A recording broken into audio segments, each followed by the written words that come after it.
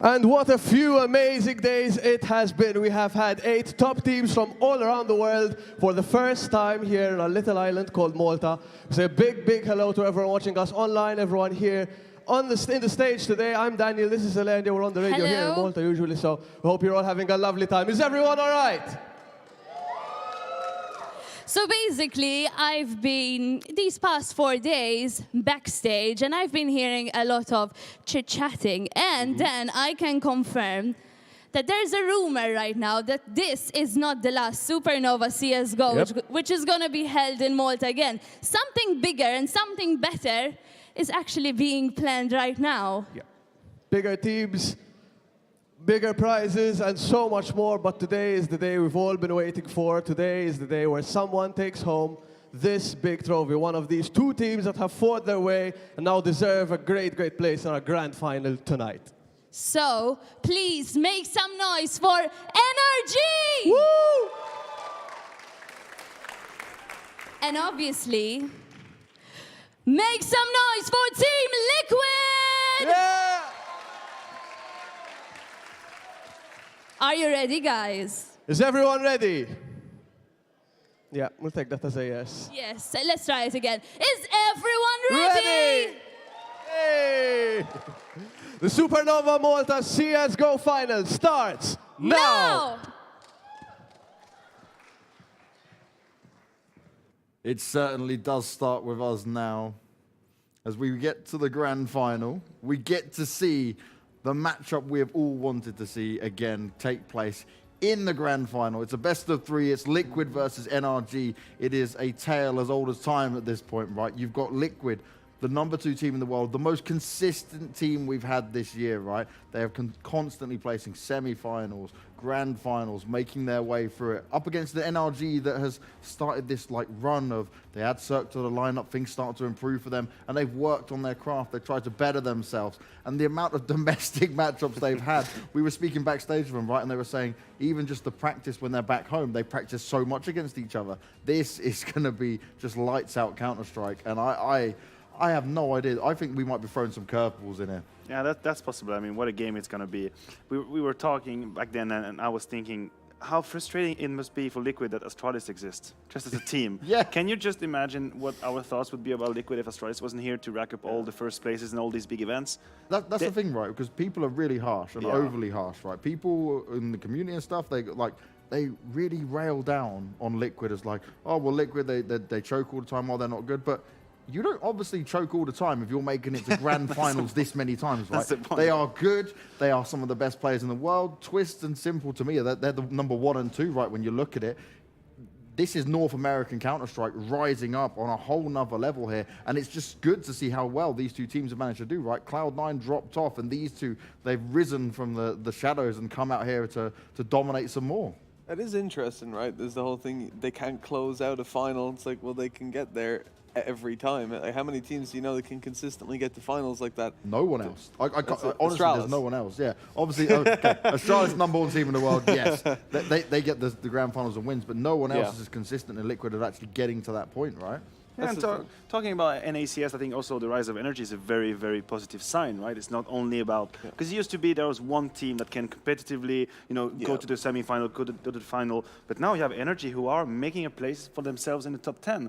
They have been rising and grinding, and if you look at the past placings they've had this year, we're talking 4th place, 6th place. They're always, or almost always, making these playoffs, and that's another good sign for the NA scene, right? 2 teams constantly in the top 10, and now they're about to go against each other.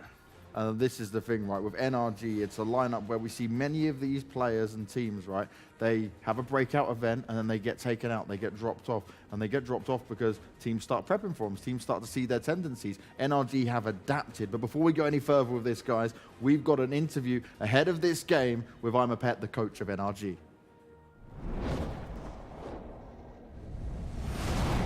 It's grand final day here at Supernova Malta, and with me for this one is one of the finalists, NRG's coach, Imapet.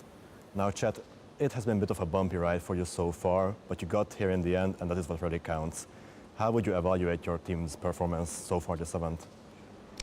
I think we had a shaky start versus Penguin, but we kind of knew we should have won earlier, so it wasn't that big of a worry. And then as we played Liquid the next match, I mean, we should have closed that out 2-0, but we had some bad communication and positioning on the CT half, so the rest of the matches were kind of okay, like they weren't that hard. So we have a lot of confidence coming into the final and playing another domestic match. Right, now looking at this year for you as a whole, there have been several events where you were considered as at least like one of the favorites to take it, but you couldn't really make that final step. Obviously, this was not the case at CS Summit, where you actually managed to take that final step, but do you feel like there's always a pressure factor for you guys going into events? I think the only LAN we had pressure at was the Americas minor, and I think after that we kind of learned how to deal with it. We don't really stress too much about pressure anymore. I mean, in our final today, I think Liquid has all the pressure, and for us it's just like playing them on another online BO3. Right. Now, you played Liquid before at this event and they beat you 2-1, so this final is going to be a bit of a grudge match. Obviously you can't reveal too much before the game, but what's the battle plan for this one? The battle plan, I guess, is just to figure out how he lost. I mean, we have a good idea how he lost last time, and we're just going to make the adjustments accordingly. Right, in that case, I wish you best of luck and I thank you for your time. Thanks.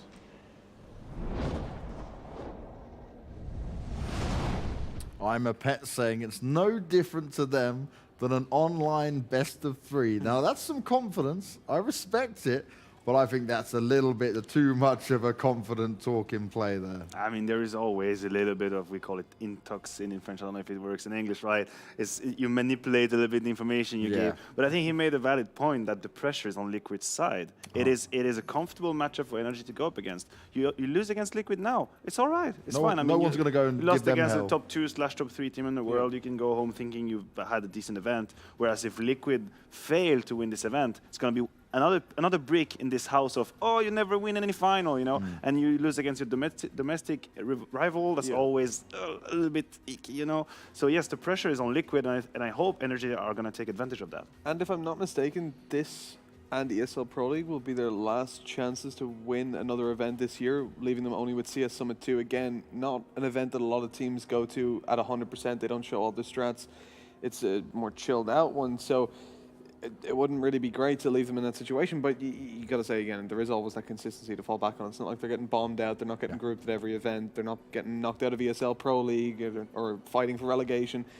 They are a top team. That's without a doubt.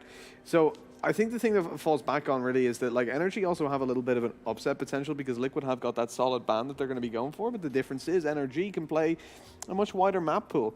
One of the maps that we'll generally see being taken out is Dust, but I could see NRG leaving it in this time to take on Liquid, and that kind of misbalance could be a bit of a problem for them as we move into it. Like I think this best of 3 will pretty much come down to the maps to me because these teams are so close, and if you look at the kind of star power potential, like we're more than likely going to see an overpass, right? That's a big challenge for Liquid to take down NRG on overpass. So the rest of those maps are going to be very impactful. No, I agree. I've looked at the past confrontations between these two teams. I just want to take us down to memory lane. It's more like a street. It's not like lane. It's kind of short, but I mean, so ESL won New York. Liquid played against NRG. That's 2-1 for Liquid. Yep. That was very close map in general. Just the last one, Mirage, was a blowout. Liquid absolutely destroying NRG. Then they faced again at ECS. That's when NRG upset Liquid with a 2-0 victory on Mirage and Overpass. And obviously they failed at this event. That was a 2-1 for Liquid. We've watched it with NRG taking Overpass, losing closely to Inferno and getting destroyed on Mirage. There's one element that comes in all of these matches. That's NRG winning Overpass. Okay. It looks to be like, you know, there are a few things certain in life. You need oxygen to breathe. The sun is there. And NRG is winning Overpass. That looks like it. Well, NRG do love a bit of Overpass, but let's hear a little bit more about Team Liquid and how they're feeling ahead of this as we speak to Nitro.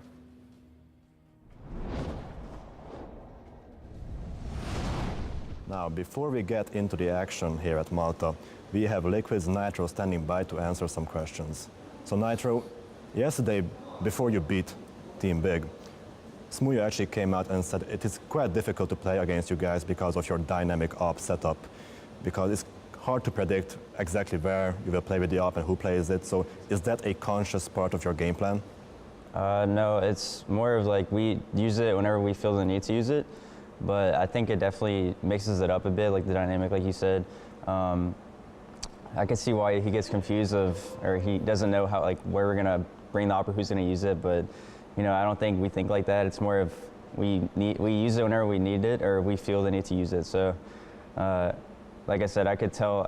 I mean, I can't tell, but I know why he's confused with all that stuff. But it's kind of cool that he said that. Now, Nav said that this is an event that you should 100% win. So is there a bit of a pressure factor on you guys right now? Yeah, there's definitely there's never a 100% win, but it's definitely an event we should win, and I'm glad that we made it to the final thus far. And we should definitely take the win, in my opinion. I think we already beat them at this event, and when they beat us at ESS, we weren't playing our normal game. And you know, I think we're the better team here today, and I hope we show it. Now, in just a few hours, you will face NRG in the grand final, and you have beat them at this event before. So, do you expect something special out of this match, or will it be just business as usual? No, I'm not expecting anything special. I think it's just going to be a normal domestic matchup. However, it is the final, so you know the pressure is on for sure. And I don't know. To me, it's just business as usual. Right. Now, I wish you best of luck. Is it going to be NRG or Liquid lifting this trophy? You will find out soon. All right, let's just come back to that, right? Nitro's face when Naf was like, yeah, we 100% need to win this. He's like, bro, come on, man, what are you doing? Like, why you got to do me like that? Why are we discussing this now? Let's take the trophy first. Yeah, I could see. You don't like that kind of statements when in an interview and someone says, your teammates, you have to win 100%. What are your thoughts on that? And you're like, oh, well, but you know, it underlines the fact that yes, the pressure is on Liquid. They should win this. Obviously, it doesn't help if your teammate sells you out like that you're supposed to win it 100%. Maybe that's a bit of an exaggeration, but they are the favorite going to this grand final. Now, this man you can see on your screen. Twists. What an absolute monstrous year for this man. Not only has he come into his own, but he has positioned himself as one of the best players in the world. It's definitely between him and Simple in terms of just the raw fragging and natural ability. And how many times do we see it, right, where he can have a slower start and then still grind it out towards the end. But when it matters, he's the one that turns up. So there's going to be big eyes and pressure for someone who is still so young. Well, sure, that's exactly what we saw yesterday, right? He had a slow start and he came back into it. I think coming into this matchup, like there is definitely a lot of pressure on Liquid. There's no real question about that. But the whole thing they have going for them is that they did beat NRG earlier on in the tournament. It was NRG picking up a map and then dropping the preceding two. And the thing was, as the best of three went on, NRG were looking less confident and less convincing. And I think that's something that maybe plays into it. When Liquid lost the first map, they came back, they reset. It comes with experience. We talked about that earlier, the likes of God B, having that experience to say, look, guys, we can always come back into it. It doesn't matter the scoreline. The second map was close, but once Liquid took that, NRG just fell off. They looked completely defeated going into the third map, and I feel like that's one thing going for them at least, that if they can win the first map, I don't know how well NRG are going to be able to reset moving on to map number 2. Yeah, that's what it's going to come down to. This veto could get real interesting. Do they try and throw a curveball in, or do they just play the heads-up game and it's whoever's better on the day? And more often than not, we just see that kind of the secondary option, right? It's that we don't want to take a risk. We'll play it as you guys expect it. The mind games are less played out here, especially in a domestic matchup. Yeah, absolutely. This is where the mind games begin, right? Not only have they faced each other a lot of times in officials, we've also learned talking to them backstage that they practice against each other pretty often. So they must have a clear idea on how everyone is playing on every map. Now, I think if we're just going into the map discussion, Liquid maybe have a little bit less of freedom of movements compared to NRG. You know, they have to veto train. They've never played it past 3 months. I think NRG would jump on that occasion any day of the week if it's left. Whereas, as Mitch said rightfully, I think NRG have a little bit of a freedom. They can make the curveball. They can throw the curveball of leaving Dust 2 in it and vetoing another map that they would not feel comfortable on. But I wouldn't even know which one. The stats are very, very close. I'm just going to give you 3 random numbers just for a realization. Past 3 months, Dust 2 stats from NRG and Liquid, 33%, 33%. Mirage, 59%, 60%. Inferno, 74, 70. How close are these numbers? You know, the numbers are very close. So I really don't know where we're going to go with this veto, and I'm going in with an open mind. I think the only thing that could kind of look okay is if NRG go towards, if Liquid can manage to get a Dust out of it, which is generally NRG's insta, right? They play it, I think over the past 3 months, it's been like 3 times, approximately once per month, spread out. It's kind of when they're they try to counter-pick somebody. And that's a situation that I could see arising, like I said before, if they take Inferno out of the pool to try and just take a convincing map away from Liquid and force it into a more middle ground. Well, this is where we've got it on our screens. It's veto time. And all right, Liquid, we expect you to ban out Train. We expect that to kind of play into the hands. As we said, NRG are the ones with a little bit more wiggle room, and this is whether we know. And there you go. You didn't want to leave those two floating. You said it was a potential to be out there. NRG are taking no risks. It's going straight out. No, I mean, unless they had prepared us to, they would not leave it open. I think Liquid would have jumped on it. Now that's the Train veto coming from Liquid. That makes a lot of sense. Hi, Overpass. Here, we could try and build some suspense. I mean, if that's not Overpass coming up now, then I don't understand anything. There we go. There we go. Sometimes the world makes sense. We always appreciate it. So Overpass is being picked by NRG. They have won it the 3 last time they've played against each other. It's one of the, if not the best map of NRG by very far. But now that becomes interesting. What map is Liquid going to go to? Is it going to be an Inferno, as you allude to? That's the map they are very comfortable on. Well, okay, then that is Inferno. The word makes sense again. But the third map is in the discussion. What happened, I think, at Supernova was Mirage. I mean, here was Mirage, the last map, but NRG got completely destroyed. Do you leave it in? Yeah. That's the question you have to ask yourself. Do you leave Mirage knowing how it turned on? Oh, that means that Liquid could decide to go for Mirage again, right? Yeah. Yes, they could decide to go for Mirage again. The other one would be Nuke. That would be a bit more surprising for me. I'm expecting a Mirage to come up here, as they are discussing the options, I guess. I don't think... Yeah, there you go. I don't think there'd be much merit in taking Nuke. Why take the chance when you know you had that convincing victory? Sure, there's that whole you lose, you learn thing, but there's also the whole deja vu potential, right? If they can manage to bring it to a 1-1 scoreline and go over to Mirage, well, then maybe NRG are going to be on the edge of their seats a little bit worried because they know, and especially if it gets off to a solid start. We've seen comebacks easily happen from 5-0, 6-0 leads, but if you're in that whole, here we go again, kind of mindset, then things get a little bit dicey. Just trying to think how much mind game and reading is going to be into that game. So first of all, this is a grand final, right? If you're home and you don't realize that, that's the game you prepare the most, right? This 100%. Is the most important game of the tournament. I feel like I'm saying some obvious stuff, but we never know. And then these teams have played each other, and it's one of these scenarios where I think both teams knew pretty well what the other team would pick, right? So you can have a pretty good preparation. If you're Liquid, the Overpass pick is absolutely no question. You have to prepare for it. Yeah. But experience shows and history shows that even though Liquid could see the Overpass pick coming, it hadn't changed. They didn't win it. Oh. So if it's going to happen, maybe it's going to happen now. At this point, I almost feel like Overpass is NRG's territory whatsoever. Yeah, they are, like we said, one of the best teams on the world on Overpass. Liquid have gone against them head-to-head on Overpass so many times. It's a storied map in how this works out. And look at that, even there, you can see it. 16-7, 16-8, pretty convincing and similar results there. It's just a cut and dry of, okay, NRG have got this one. Inferno, though, always comes into that one where it's actually could sway either way, and that's the scary potential here. But the fact is that I guarantee Liquid knew, okay, this is probably how the veto is going to go, we'll get a repeat. There must have been some additional preparation, like you were saying there.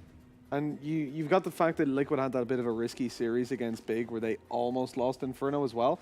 Now you start to get a little bit worried. I mean, look, NRG are so strong on Overpass in general, but let's just take a look at Liquid. You know, they're losing to the likes of LDLC, the likes of Fnatic on it. They're not just losing to the teams that are the best in the world on Overpass. And that can get a little bit worrying considering Inferno is one of NRG's next most comfortable maps after Overpass. So that's something they can kind of easily fall back on. Like you said, a bit of a middle ground there. Just an interesting little sideline. NRG recently took CS Summit 3. We said that. I think it was a 3-1 over Optic that they ended up taking. The only success that Liquid have had in a grand final has been CS Summit 2. So this is the CS Summit champs. The Summit champs. Facing off against each other here in a best of 3 to decide the victor of the real victor of CS Summit, or Supernova Malta as well. And of course, it comes with an extra, what, 40K? 40K second place, 80K for first. So sure, that's a fair amount of money. It's not bad for a best of 3, you right? know, I'm looking at this knife round, and I'm just thinking, it doesn't really matter. NRG are so good. They can actually completely roll over you on the T side. Obviously, if you're Liquid, you hope to start on a CT, and have that comfortable start, maybe get a few ults out there and block NRG. But NRG have proven time and time again they can come back from deficit. They can play Widow without the ops. They are very comfortable on both sides of the map, so that makes it a very scary prospect. Now, this is what it comes down to as well, right? Is it going to be the heads-up kind of Counter-Strike we expect? Because we said Liquid, they were going to go for that more tactical attempt against Big, obviously a different caliber of team. But that's one thing that Liquid had going for them, right? Where they played a looser style, and we just watched them literally take the fight to them. Could they get away with that against NRG here? Is it worth trying, considering what you tried in the past didn't work? Well, honestly, considering the fact that they've played against each other so many times on Overpass and Liquid couldn't find success, if I'm in charge of Liquid right now, I would tell these guys, you know what, don't worry too much about the tactics side. Yeah. Okay, that's a given fact. NRG are probably the better team tact-wise, but we are better players. We are better individual. Our aim is better. Our communication is better. Our clutch abilities are better. So let's make it a messy Counter-Strike. Let's go in their faces. Let's not give them the opportunity to really establish their game plan. Yeah. Let's get in there, frag them, trade, and then play the 3v3, because then it doesn't matter what map it is, we can handle it better. We're better players. Well, you know what time it is. It's our last No. prediction. Don't make me do this. And the toughest one we're going to have to make. I'll start things off with, I think it's going to be Liquid. I do not think it's going to be 2 maps. I think it's going to be a 2-1. But this is their time to do it, right? This is their time to get it done. But either way, it's not going to be easy. Am I allowed an elaborated prediction, or should I be quick? Okay, I'll go for it. Then I think there is a possibility, slight chance that NRG takes this 2-0, right? But 3 maps would never go to NRG. I think Liquid's going to win if it's 3 map anyway, but I still think Liquid's going to win. So you're going with Liquid. Yeah, I still have to go for Liquid, of course. Mitch. This is by far the hardest one because it really could swing either way. Yep. Based on the fact that Liquid don't have a map that we're going to say straight away they win that one 90% of the time, I'm going to go with NRG just because they've got that overpass in the bag. But we've seen that fall apart. We've seen them win the first one, lose the next 2. But still, I'll give them the benefit of the doubt this time. They'll take it in the finals. Mitch going for the... I respect people who take risk. I do. That's nice. See, this time we're not questioning you. The other ones you made, we kind of went I out chose there. Gambit. I know. I don't need to be reminded about it. Just bringing you all the way back to day one. Don't worry, mate. All right, it's time for us to see how this game unfolds. It's time for us to get into it. It is the grand final. It's a domestic matchup that we've been waiting to see again. And this is what it all boils down to. It's NRG going up against Liquid, and Sponge and Sadakist will be taking you throughout all of it.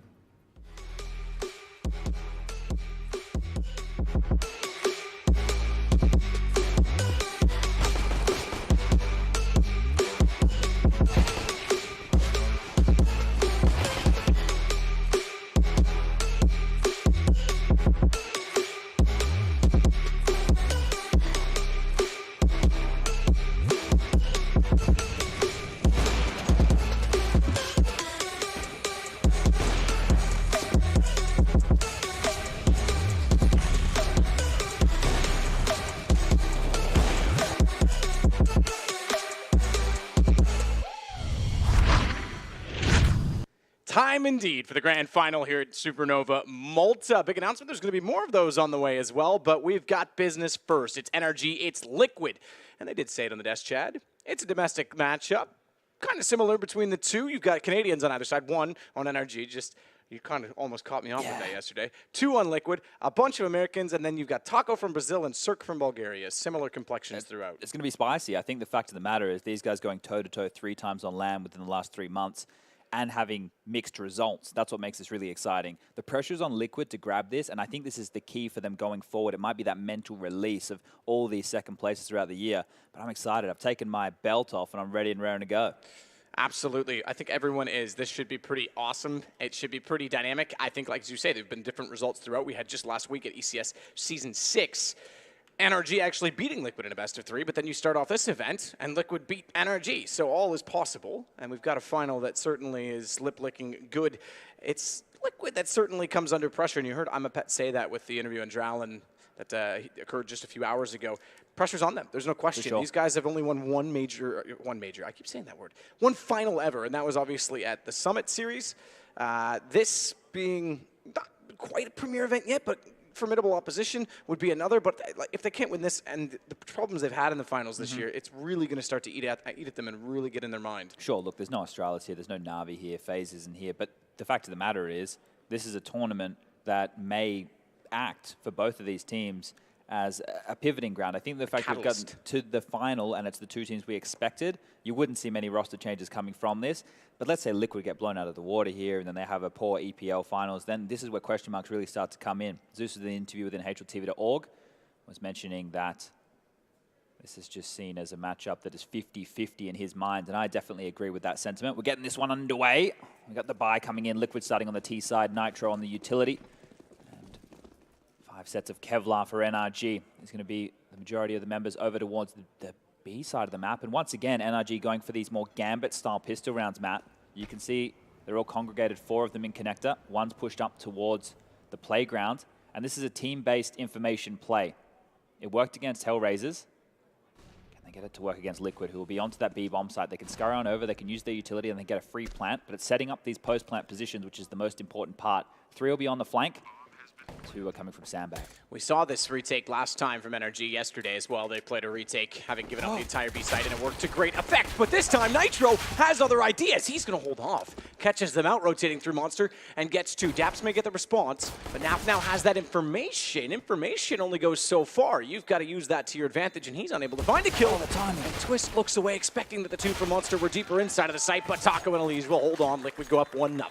Just to note, when you make a play like that, you need to be quick on that retake. I mentioned they had 5 sets of Kevlar, no kit or utility to play silly buggers in that late round, so getting stuck in as fast as possible. NRG not checking all their corners. That's a great way to kick things off. Nitro and Taco's impact within the semi-final yesterday in the opening map of Inferno was phenomenal. It gave room for the likes of Elige, Twists, and Naf to step on up and get into the game as they progressed. But Twists, he's been the factor in the 2 series that Liquid have actually been able to defeat NRG in with the last 3 months on LAN. He's been the top performer, and he's had a quiet tournament by his standards. On the other side of things, it's been Ethan and Cirque having an absolutely fantastic time for NRG within the realms of Supernova Malta. And here we will see a force buy. You can see 2 scouts, and up like overpass tagging from a distance and then chiming within those pistols and the SMG within a close range. Can be a formula for success. Liquid just grabbing the map control early. Ethan with that precaution position is already trying to bobble up and down to see inside of the doorway. Twist, meanwhile, on the other side of things with a MAC-10. So forced by CT side. We haven't seen it yield as much as we did in ECS. That's a good contact onto Nitro. That'll certainly help things moving forward. Count these tags out because that's going to be important as the clock runs down. When we get to the chaotic situation where Liquid eventually have to take the bomb site, that's where the pistols strike. So Cirque so far, 1 bullet, 1 tag. As I say that, we'll put another one through the wall. Fugly's there in tow. So I like the fact they put both of the scouts on the more long-range bomb site, both over towards A. It still wants to be, and is the point of attack. If they just had better thoughts, they're setting up an execute or something, because you can see they're scurrying back towards long. They've realized that the time is quickly getting away from them. It's the right aim. Oh, Taco. Fantastic shot at range. And with that, we now find Taco with 2 kills, 1 on the pistol, 1 to start off this round, and the A site suddenly open as Twist moves in with the MAC-10. He'll clear out the back stairs, the bank included, and Taco will plant the bomb on the truck. They do so on the truck, interestingly, despite that they cleared long in the bathrooms. Yeah, it's just a safe plant. Don't want to have too many risks going on there. So this is going to be a save round from NRG. They're going to hold on to what they invested into. Because of the new money change, as we get into that 4th round, regardless, they'll be able to have a full buy. So holding on to these gives them a chance to have 3 competitive rounds in a row, the 4th, then obviously the first gun round. I like the call, and the reason that kill got such a reaction from me from Taco was because Fugly was the only man on the site and killed at range. It wasn't like he had a chance to delay, to do any more damage. The rotation was so far away at that point. As soon as Taco made that kill, we could see there was no one else to stand in the way from Liquid taking that bomb site. They're going to get it with ease. Everyone's going to stay alive. This is fantastic from Liquid early, building a bank on a map which we know they're definitely not favored on.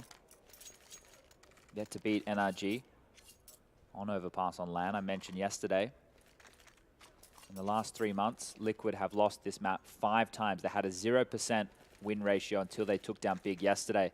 3 of those 5 losses that I mentioned came at the hands of NRG. 2 of the games were blowouts. 1 was an overtime affair. That was some time ago at ESL 1 New York. So, maybe a new face from Liquid. Molotov goes down to the bottom of the stairs. Nitro, he's going to work with Naf together toward Fugly. A former foe, former teammate. It's all down. Fugly just decided to go to the stairs, realizes now, bad decision.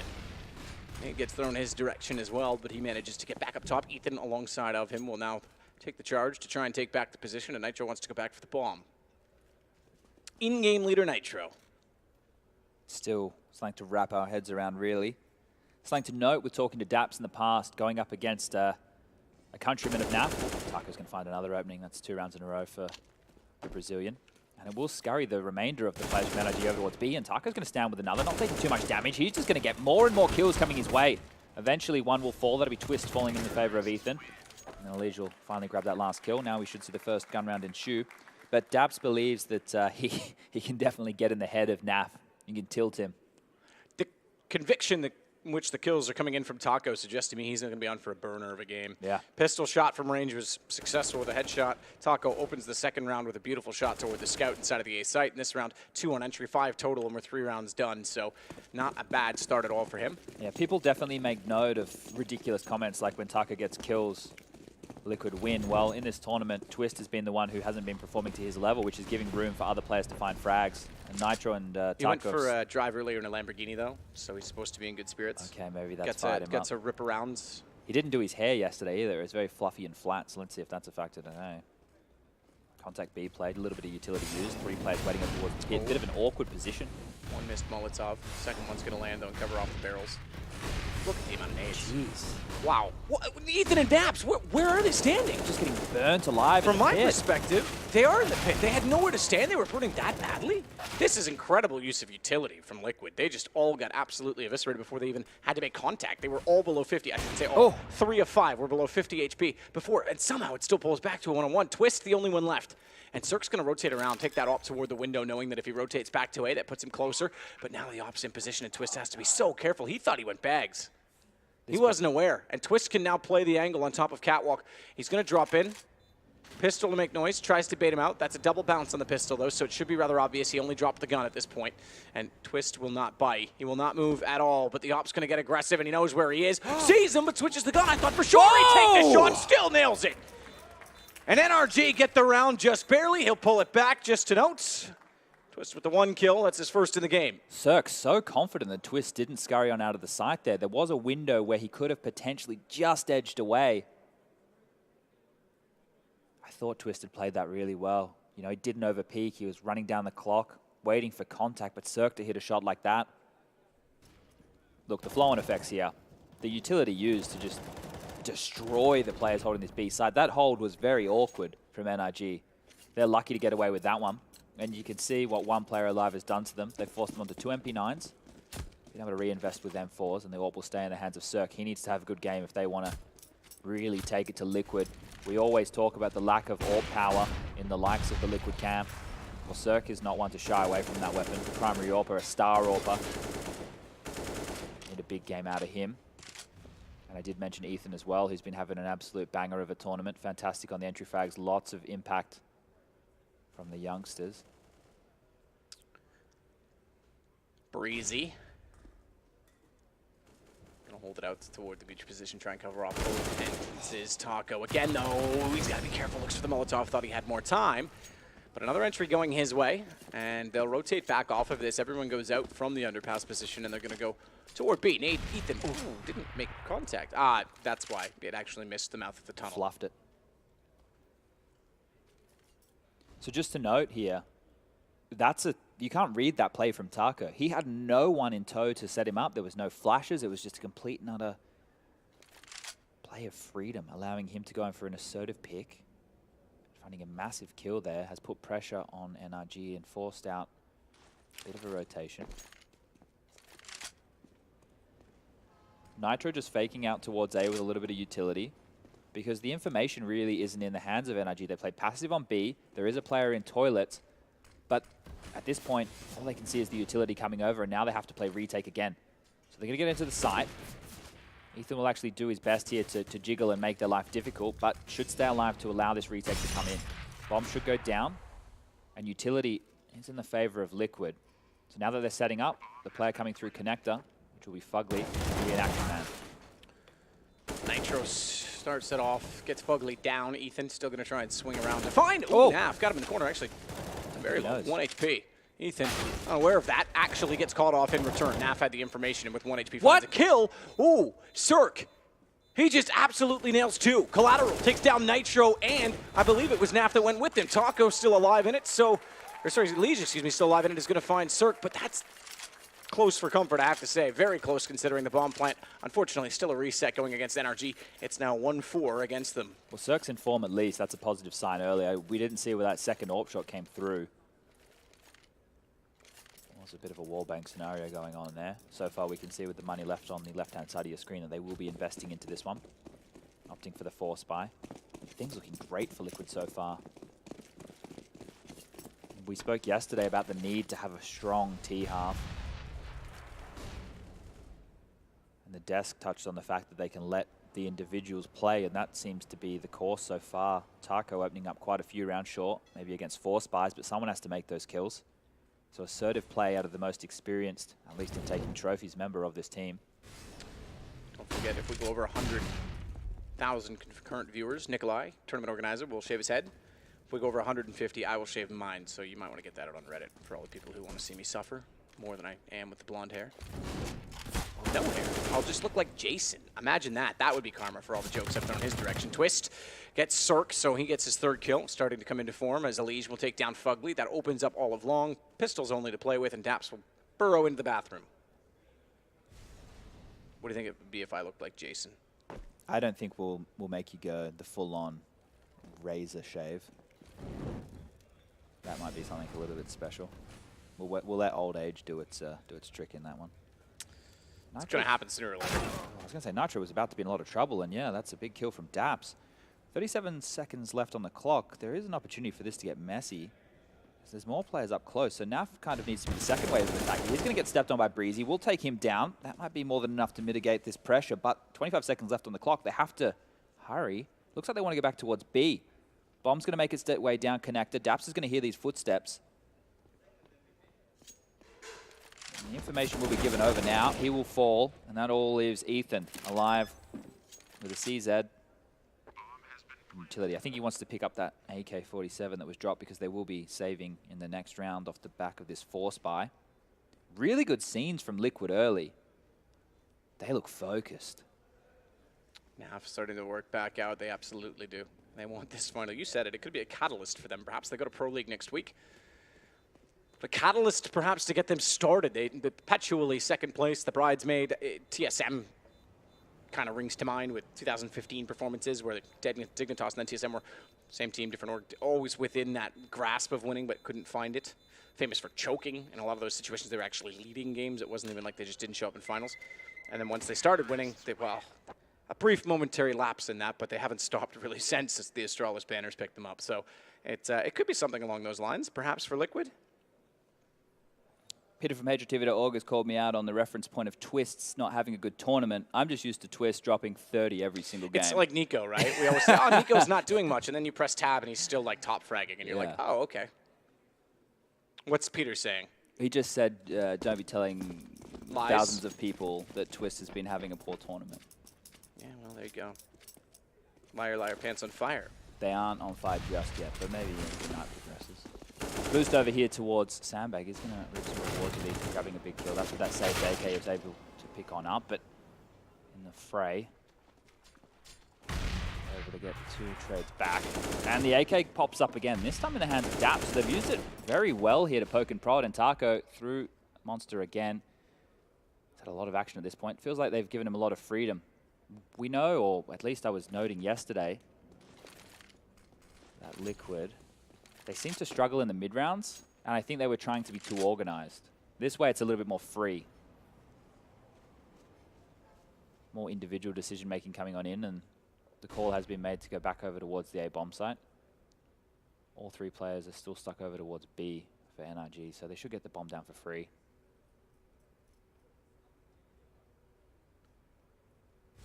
Nitro.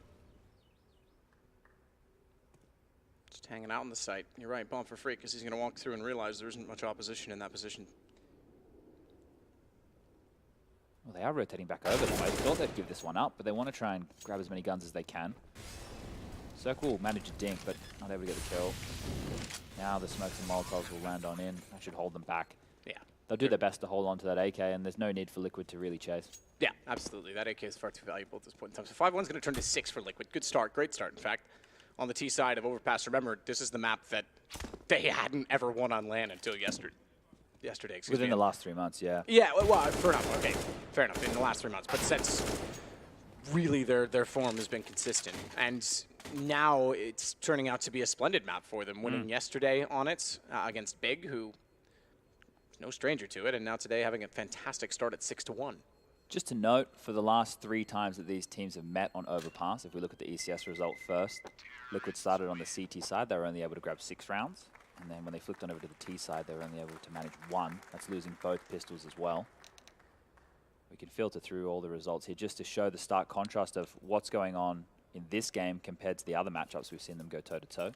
When we go all the way back to ESL1 New York, where the game did go into overtime, Liquid were able to grab 7 rounds on their CT side and 8 on their T side. So that was one of their better overpass results, even though it was still a loss. And then the one that took place here, that was a 16-8 scoreline in favor of NRG. And I believe that it was only 1 T round again. No, I'm looking at the wrong result. Come on, stats man, Chad. My phone doesn't work as good as it used to. I keep dropping it. Yeah, that happens to me a lot.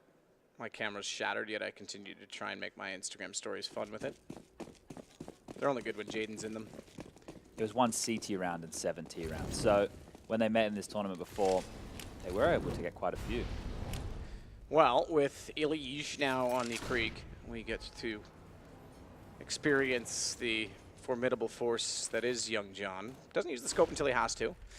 But we don't often see, again, we see like a team's using one of these guns. We don't often see what Big did. We've seen 3 in multiple rounds in this. 4, in fact, in 1 round in this event. Cirque with the only op. I did do some deep stats digging from when this gun wasn't in vogue to the update, just looking at the comparison with Elige. And he went from, you know, using it very rarely to it becoming his primary weapon, basically. And how have his stats fared in that time? It hasn't actually dropped off. He was actually having a better tournament. I was doing a mid-tournament during Chicago. He was actually having a better showing. Just marginally, you know, nothing to really write home about. Bank doesn't go far enough, but the kills do. 2 for Twist. It's exactly what they need, Elige. There it is, finds Fugly. And Twist will Molotov off toward the stairs. Quick nade toward water because they know that they haven't covered that off, but they'll try and get the bomb down in the meantime. And already we can tell there's not going to be a retake. There's not going to be a rotation. They're going to try and save Cirque the op. Just to note, for the second... Oh, I take it back. Breezy got the only kill in this round. I was going to say, would have been the second straight game. We had a 007 score, but he gets his first on the board. I think attack pause should be coming out from NRG after this round. If they're able to hold on to those 2 guns, definitely more so. Now, one of the cool reasons that you would potentially allow a team to hold on to weaponry as opposed to chasing them was something that when Threat was in the early stages of coaching NIP and brought this into fashion a little bit more. So if you let them hold on to guns, they're going to continue to force buy behind them. If you're going to stay as methodical and as clean as what Liquid are looking right now, you take advantage of the players with the low weaponry and low utility, and then you just keep putting them in a place of save, save, save, save, save. When they're not getting full gun rounds up, they're thinking it's good enough to win a round. Yeah, it bait them into buying, essentially. So, 7-1 in favor of Liquid. Energy's running out of, or maybe just don't have any energy. But running out of time in this first half to try and pull things back on the CT side. They will force around it. You were not wrong about that. 2 FAMASes, 1 more M4. At least they keep the AK for depth, but we'll see how he chooses to use it. He goes out aggressively toward the partner position, no one there to catch it.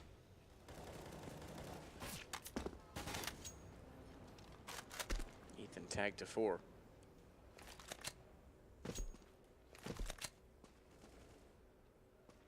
Fugly looking for more possibility inside of the bathrooms. Not really confident to stay forward. Not with Ethan being the way that he is. Why are you the way that you are? Well, that's because of the aggression. In fact, Ethan's going to go back out toward Bags at B. With that 4 HP, any nade thrown that direction, he's done. And you would bounce potentially past the sandbags and keep him in it, so. You can see the conditioning with all these B hits that Liquid have been putting in there, right? Taco's gone in on their own. They've done a couple of explosion executes that really changed their approach, and they've shown many faces over there. It's got a 4-man lean. That's what that's forced, because a lot of their attacks have been early round. Now they're going to be able to rotate back over when pressure is applied in the toilets. Fugly is basically the canary in the coal mine. So Daps has rotated back over. because we have trickled down to that 40-second mark. Liquid haven't looked as good when they can set up the executes, right? They're a team who have been fantastic when they're able to find the opening kills, but versus Big yesterday. Oh, the triple boost, Matt, it's coming out. Here we go. Peering on and up, the Org is taking the point here, and they're waiting to see if anyone will swing into their line of sight, but with 20 seconds left, now the clock's the enemy. Nitro's going to find the opening anyway. Cirque will fall. Taco finds Daps. Fugly's going to do the best he can, but should have been traded out. We'll grab 2. This could get interesting. Could be. Elise finds Breezy. Down again, it's Ethan on the 4 HP, so I don't think there's really much more to argue in this particular round, and Ethan's well aware of that fact. He's going to try and get away with the M4. No one on the chase, so that'll be all she wrote for this particular round. And, sorry? I was just going to say, one of those stats that I was pointing out so much with NRG was the fact that they do the trading really well on their CT side. They're always buddied up. But there you saw, they just got picked apart one at a time. There was no trade potential. When they came back through, Breezy tried to make a play on his own. Ethan wasn't there with him. Some of the factors as to what I was saying make NRG so good on this map are not clicking right now. Yeah, nothing really is. Good looking, absolutely exceptional. The bomb detonates and clean. Now it goes to 8-1. Ethan with the M4. Force again. Tough call. This is exactly what you spoke about. And now, okay, they're going to actually sit back this time and concede the fact that pistols around it likely a better option. Despite that we're now 5 rounds in a row, max loss bonus of the 8 rounds that Liquid have won. 5 of them have been detonations, so they are saving guns. But it's really not yielding them any results. No, and at a certain point in the game, you need to start force buying into scenarios to really get rounds, right? You can't just keep taking... They've been saving and they've been buying behind them the best they can, but eventually it gets to a dire position where you have to just start buying with whatever you've got. I think that timer for NRG is about approaching. Going to need an absolute miracle here of some of the individuals.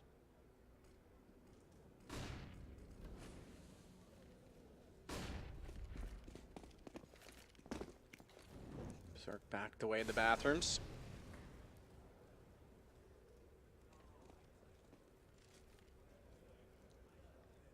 Stay inside of the smoke, but manages to get away without being spotted. No one going in against him to potentially give themselves up in that position as it would be.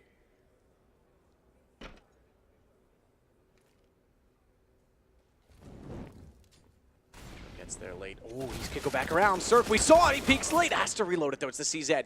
Not a lot of ammunition. Finds one. Couldn't get to a gun. Couldn't do anything further with it. But only 1 kill. One's better than none. They're so happy to pivot though. Look at this. The trade comes in and they're immediately reacting. They're not hanging around. They're more decisive today. And Taco up close and personal is able to get through Monster here. Daps and Ethan are going to have no idea this is coming through. Smoke to heaven will probably be a tell. Yeah, and not only that, now smoking the site, they're going to be aware that monsters become a possibility. Because if they weren't, if they stayed where they were previously located, you're right, Taco could have swung around behind them, and that pretty much would have spelled the end of those two in that position. Daps instead toward Monster. Spray from Taco that time, but still manages to make up for it and finds 2 kills. So Breezy now working with the Deagle. Really all he has to work with. Nitro's going to take him down. Fugly just wants to get out of there with another AK. That's going to give us... Again, I mentioned it was 5 from 8. It's going to now give us 6 from 9 in terms of bomb detonations and guns saved. They're trying to keep that money energy. Not a lot to work with. They will have a buy at least this time. Yeah. Early, there was some nice scenes from Cirque on that AWP, but it hasn't really felt like he's had too much room to work. Not really offering him up any free jewels in that environment. So let's see if they go for a more assertive approach, right? They've been dictated to quite a lot here. I would be expecting NRG to come out with a move of some variety. Maybe a 4-man A play with some good aggression up long, pushing up and playing within the balloons. Because right now, Liquid are just having their way with them. This could be a quick final if we continue down this path. Yeah, Taco already on 10, 9 for Elige, and Nitro Twist on 6, but certainly has had impact with a couple multi-kill entries. Naf in the mix as well. Only 1 and 9 for Breezy. And just to note, Breezy's the one who plays up close at both Monster and Sandbags. So the fact of the matter is they're just overwhelming B. He's not getting anything done because he's just being either isolated, completely flashed out, or destroyed on entry. And if he can't defend, if he can't hold that off, it's going to be problems. Yeah, I think what Taco did early was really disrupt the way that they thought this game was going to flow. Because he took risks, right? He took massive risks that have panned out. But I think that's the difference maker early. They've been bullied, they've been conditioned, and now they need to be the ones to stand up and be a little bit more aggressive and take the fight to Liquid. Opposed to sitting back and receiving. Fugly going to get up aggressive. Going to push real close. Oh, can he ever? They're going to try and flash around. Fugly finally gets something going for NRG. Finds 2, has to back out, smoke down to do so, and he's gone. Not bad at all. Ethan's also going to find Taco with an aggressive push out toward water. So they're changing it up. You can see NRG's realizing that, oh, hold on, sitting back on B's not working. Yep. A, they've kind of always been flirting with the bathrooms, but B, now they're going water 2 rounds in a row. That's huge by Fugly, though, right? The fact that he got 2 in that situation. Felt like he was going to get traded out, left on 17 points of health. A player who, more of a bomb side anchor, not necessarily known for making flashy star plays like that. That's normally in the realms of Ethan, Breezy, and Cirque. His impact's going to be felt here as Nitro and Naf buddy up through the toilets and head towards the A bomb site. Cirque's going to jump spot. That smoke's going to land, but they're already ahead of it. Grab 1. Now he gets the tag onto Naf. Just needs to finish him off with the USP. Will do so. The only man to fall was Daps. So there we go. Some assertive play out of NRG, but here's the reaction. This is the way that the minds of the in-game leaders work. All right, if they want to go aggressive over here, we pack roll. We do a 4-1 setup. They want to push us. We take them down. We trade efficiently. We roll onto a bomb side. Or you fix the pace because NRG, when they go with this aggression, they're taking a gamble. They're leaving somewhere a little bit weak. Here's those 2 kills. Big play by Fugly. I wouldn't be surprised here if we see Liquid go back to the B approach. Question is, they haven't gone there early in the rounds. Here it is. When in which, okay, you're right. When in which they've gone to water. So this Molotov smoke's going to be telling the fact that they are pushing it. Therefore, no push out towards sandbags this time. Ethan, look how quickly they're going to be on him. They thought about pushing the Molotov at Monster, and they slowed off it, but they are already in. 2 for bags, 1 down, doesn't matter. They wrap the pillar, and down goes Ethan and Breezy. Yet again, they can't find trades. They can't hold them off. That's it. And there's 2 reasons for that approach. They knew the double AWP was in play in the hands of Cirque and Ethan. And they also knew... I was making a hand noise because I was waiting for you to do the second one. I was just going to go say it. I was going to say that they knew the aggression was coming in from the CT side. Ah, okay. Where do you think I was going? Reset. Oh. Well, that's true as well. 3 things. I threw you off with the hand. That's why Chad stopped mid-sentence. That's my fault, everyone. I saw it. I was like, is this like a gesture you and Henry know what that means? Am I meant to... No, Henry used to get thrown off by that. Now he doesn't stop talking when I'm making motions. It's great.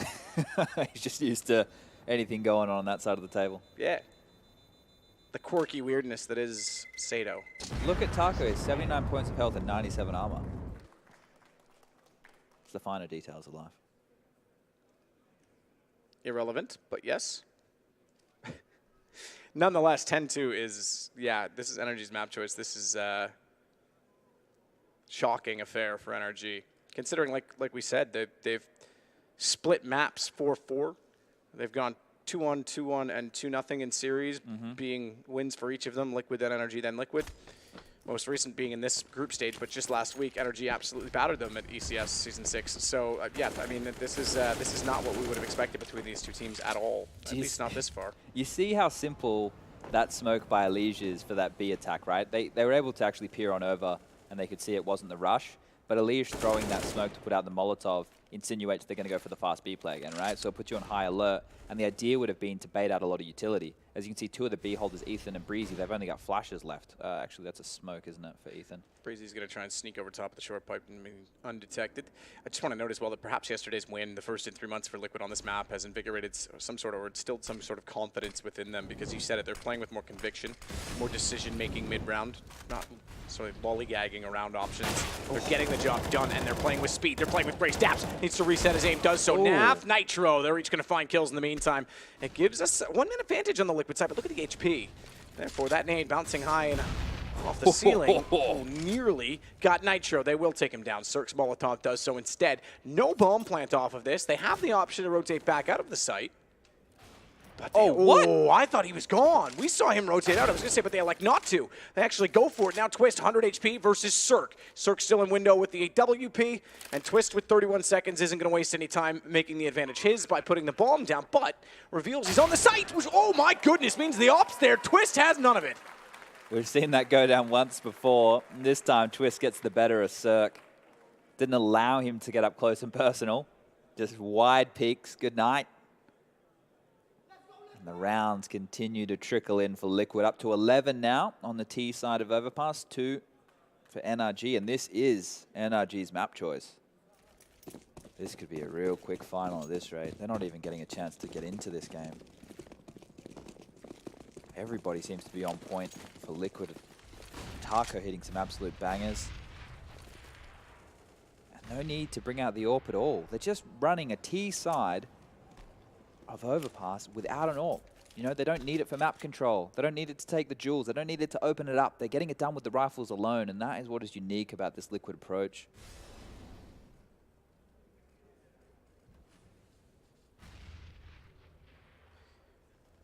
Well, Liquid certainly, if this is the case as well, to go back to the former topic, if they are going to be starting to become confident on this map, if maybe Nitro sees something in it that he can exploit or enjoys about calling on it, this could be a map they start to bring into their pool a lot more, which strengthens Liquid's game considerably.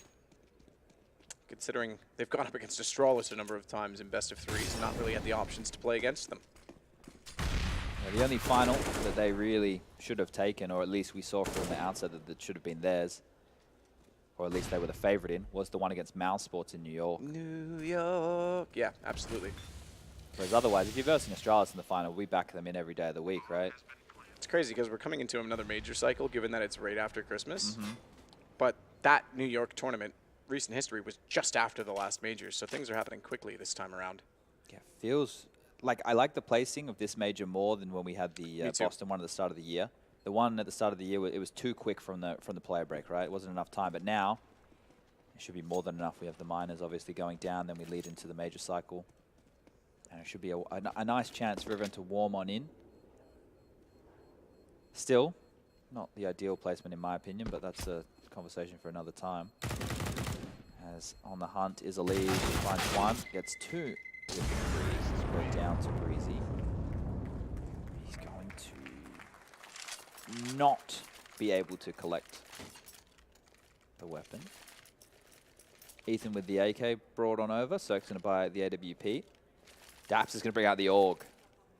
Feeling a change of weapon might be the key to this. It is the last round of the first half of the first map. The grand final here at Supernova Malta. And this was not how I expected this to kick on off. I didn't think that Liquid would come out in such form. Everybody confident, everybody having the balls to make plays.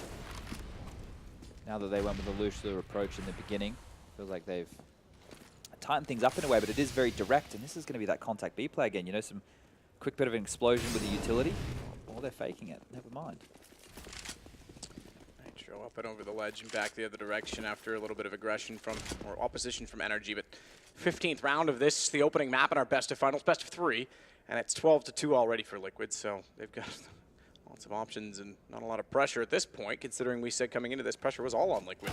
For this series, good play from Fugly. Second time from this exact stairwell he's opened up around. Perhaps part of the reason why B's been such a problem, because they haven't been going toward him. Naf's going to trade it back. Well, I'm still down toward the fountain, but nothing they can do about it now, because they can't play with a double peek. He's left on a bit of an island there. That does well to get two again. Now Taco walking through Monster gets Breezy once more. I would love to see that head-to-head. I feel that Taco's gotten the better of him time and time again. And that's opened up an avenue for them to aggress through. Liquid do have the number disadvantage, but at least they're together. There's still plenty of time to work with. Now through Monster. Now it's going to take down Ethan. Not able to get anything done. Daps will get the trade, but now he needs to survive until Cirque can get on the scene. In-game leaders exchanging bullets on utility. Nitro looks towards heaven. That's where Cirque is. He'll find the frag. But 3 rounds. Whew. Yeah, that's not enough. I mean, fair play. You get the final one of the half, give you a little bit of confidence moving forward, but 12 for Liquid on a T side. It's not quite the same saying that if you get the pistol at 12-3, you can win it out, because the money's a little bit different now, so there's more possibilities for comebacks in some ways, but it's still going to be a massive problem if they do. So the CT side yesterday in the big game is when NAF invested in the AWP and found some key kills to get them across the line. They did the hard work to get themselves up to the point of grasping the game. They had one hand on it, but NAF once again had to be that crunch killer, stepping up with some impact to grab them the victory and propel them forward to the grand final. So let's see if they've solved the woes of their CT side, because they've definitely done so with the T side. That's fantastic work from them. It just looked too easy. Headshots were falling their way. Let's kick this one off as the freeze time ticks down. Daps is invested in 2 flashes and a smoke. Elige with 2 flashes and a kit. Last time round, I believe they did a aggressive monster play with a flash coming in so they could go for info early and then rotate. Looks like they're going to do the same thing. Elige is postured with that flash. Is going to come in. They pick on through. They're going to see that there's nothing there. And Twist is going aggressive over towards Long as well, so he's going to get a chance to have a duel. Moving away. Going to lay on a kill, and he's actually going to the one taking the most damage as Breezy chunks him down to 10, but he's willing to stand. He hasn't fallen back, and that's the most interesting thing of this, because now they're pincered. NRG are between the CTs. They're going to check it. I was going to say, if they didn't spot him, they might actually think they have clean access to the site and he's retreated. He could have been a problem on a flank. Even with the 10 HP, all he needs is a little bit of accuracy to make that work. Elige, though, is going to pincer them in. Twist, he's still stayed alive. They've gone back hunting for him, but in doing so, they left Breezy to get dinked up down to 15. What an awkward place to be in, just left in absolute limbo. Ring around the rosy. Eventually, Fugly's going to find a kill. They've got plenty of time to work with, so as long as they don't rush into this, as long as they don't find themselves at the women Look at mercy. the push from B, though. They cover both rotation points. So they Yeah, now know true. this has to be A. So Taco goes back to look for more. Breezy's the one close. He's low on HP, but Taco looks away without anyone else in the site to get information. He goes down. Now they've got problems. Naf forced back on the stairs. He's going to rotate potentially to the bank stairs instead. Or are they just going to concede this? Because 28 seconds, bomb planted. They're going to elect to save on this. They don't want to force buy in the second round. They want to conserve their money, so they're going to keep the armor. Interesting to make that save call that early on a pistol round. More so when a kit was down near enough to the site in the hands of Elige. I don't mind the call, considering the HP of Twist and Nitro, going up against that with post-plant positions established and how messy that was, how much map control NRG were able to get, and then it looked like they were in trouble, then they chased the way out of it, the back and forth. Breezy had an average first half. He was getting bullied over towards that B bomb site. Now he had impact early, lots of damage onto Twist, and then he found that big kill onto Taco when they eventually jumped onto the site. So the fact that they grabbed the pistol round with only 2 kills, that's a good sign. Now they just need to string that together. Let's see. Will Liquid go for the force buy here? When you do have that saved armor, right, they will, because Naf, he didn't take any damage at all. It means he only needs to invest a very small amount to upgrade to head armor, and he can get a deagle as well. So let's see if anyone else decides to go for that play, or if it's just going to be him as the point man. With the loss bonus, if they had gone for the save right now, they could have invested in the next, but Twist will upgrade. He's found himself a CZ 75. Elige bought a deagle. Taco and Nitro, they still only have USPs. Tactical pause, so they really want to think this one out. I guess you didn't need to use too many in the first half when you're winning in such a fashion. Yeah, you've got enough to work with, so you might as well use them, but it's an interesting call on how much you want to really be aggressive on this purchase. The armor there for a few. They're going to go pistols. And it's going to put you at 2,400 for the next round. Ooh, I was going to say Taco's at least holding on to that, but that's put him down to 1,350 buying a deagle. Not really enough to go for a full buy in the next. But they can certainly weaken the economy. Let's see how Liquid choose to play it. Down Fugly already, the underpass. Push out toward bathrooms from Twist. Are they doing the triple stack? We've seen so much of this, man. Triple stack, but they didn't get the peek off this time. Oh, and look, Cirque. They know each other have done this. Both teams have done this in the last day. Cirque gets one on Twist. He was the one looking for the information. They spotted out the fact that boost was an occurrence as Ethan came in from Monster. So we know exactly what the play was. Triple boost with 1 to peek from sandbags. You're not committed to it, and then you catch them off. Interesting exchange. The mind games there, you can see how quickly this gets updated in the meta, right? We saw that approach come out. Now teams are already prepared for it, already ready for it, and it won't be too long before the next piece of that puzzle, the next step forward in the evolution of how one small part of a map plays into your process of checking corners and clearing spaces. So they've had the trade. They've decided that isn't the bomb site that they wanted to approach. Now they're heading back over towards A and staying in a bit of a caravan formation. All 4 members quite tightly knit, but this push coming through long, that could be a problem. Company coming from behind very, very quickly. Cirque's aware, already pivoted. Elige, too good with the deagle in close range, finds the kill. Now he picks up the AK. This becomes possible as they harass from bank.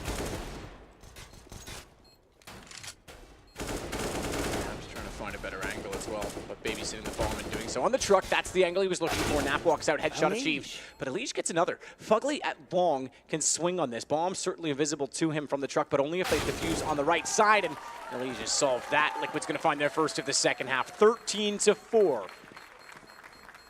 As they get the defuse with or without the kit. What a one-man army he was in that scenario. I said it could have been trouble. I didn't think that much trouble. I thought maybe he might keep them contained, you know, force them to play awkward limbo from the bomb site. But getting all the kills himself, there's the deagle shot to allow him that AK-47. Now he can reposition, repivot, and pick away. And time again, he just finds these kills. Look at this.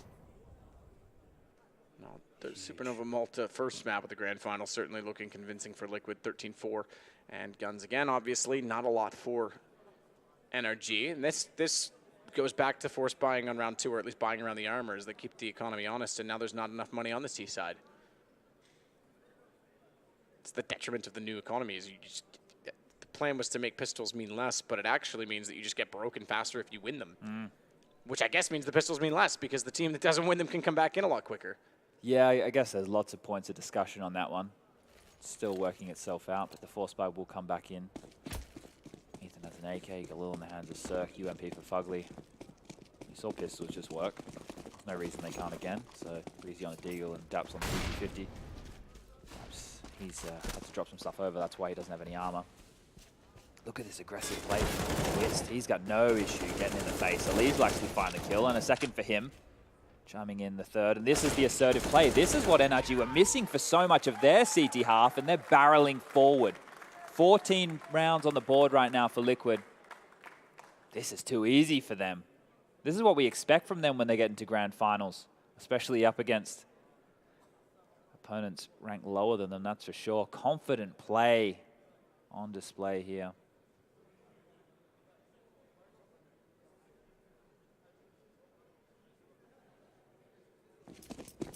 It's 2 to go. Pistols yet again. Pretty straightforward from Liquid in the last, as Nitro's going to push out this time. Same thing, makes contact, gets the information. And we'll back off. Incendiary down, that'll hold him toward the fountain position. In fact, Nitro's still looking toward long and seeing if he's funneled him in that direction. If he's influenced them at all, he has not. They want the close angle. They want to clear. Nitro's got to be ready for this. They could just walk straight in. He's not looking. Shots toward him. He's managed to turn it around, but not for the kill. Cirque gets him down. AK picked up. Not sure I think it was almost optimistic from Nitro, thinking that that Molotov was enough, but they were already back behind him, and he wasn't really prepared for it. Got with the pants down. Right now, Elige has a lot to do, but I was going to say he's done so much in the last 2 rounds. Shouldn't have too many issues dealing with the CZ, but Cirque's got other ideas. Now they found themselves in a 3v5. Sure, they didn't pick up all the guns that have come up, but it should be a fair chance on the side as I say that. CT strike. They lock it down. Huge crossfire. It's fantastic hold from Liquid despite losing their first kill and a weapon. It's now map point for Liquid on NRG's choice, and a convincing one at that at 15-4. They'll take time to reflect on it. No timeout called from NRG as they finally, well, I say get back to the money. The 2 force buys don't leave them with much, though, does it? They've got UMPs picked up, and that is all. And then it's P250s and Deagles. A MAC-10 for Breezy brought out late. This is really it. They're going to have to go fast play execution, and it is going to be toward B. Ooh, I take it back. They're going up the stairs. I thought they'd just try and run this in. Bomb left behind as well, so they want to play picks on this. I would have expected you just try and get onto his site with the weaponry that they've got. Yeah, and they are just going to be dismantled, I think. Thing is, unless they're able to trade. Just then they had 2. Oh my god, everything is going in the favor of Liquid right now. Last couple of bullets, and Taco finds the head of Ethan through the smoke. We will eventually see the AWP come out for Nitro. It's not a factor here that they necessarily needed to go towards. NRG have been blown out of the water here, Matt. I am shocked. Yeah, this, again, going back to the story and narrative that we built up about Liquid based on the stats yesterday.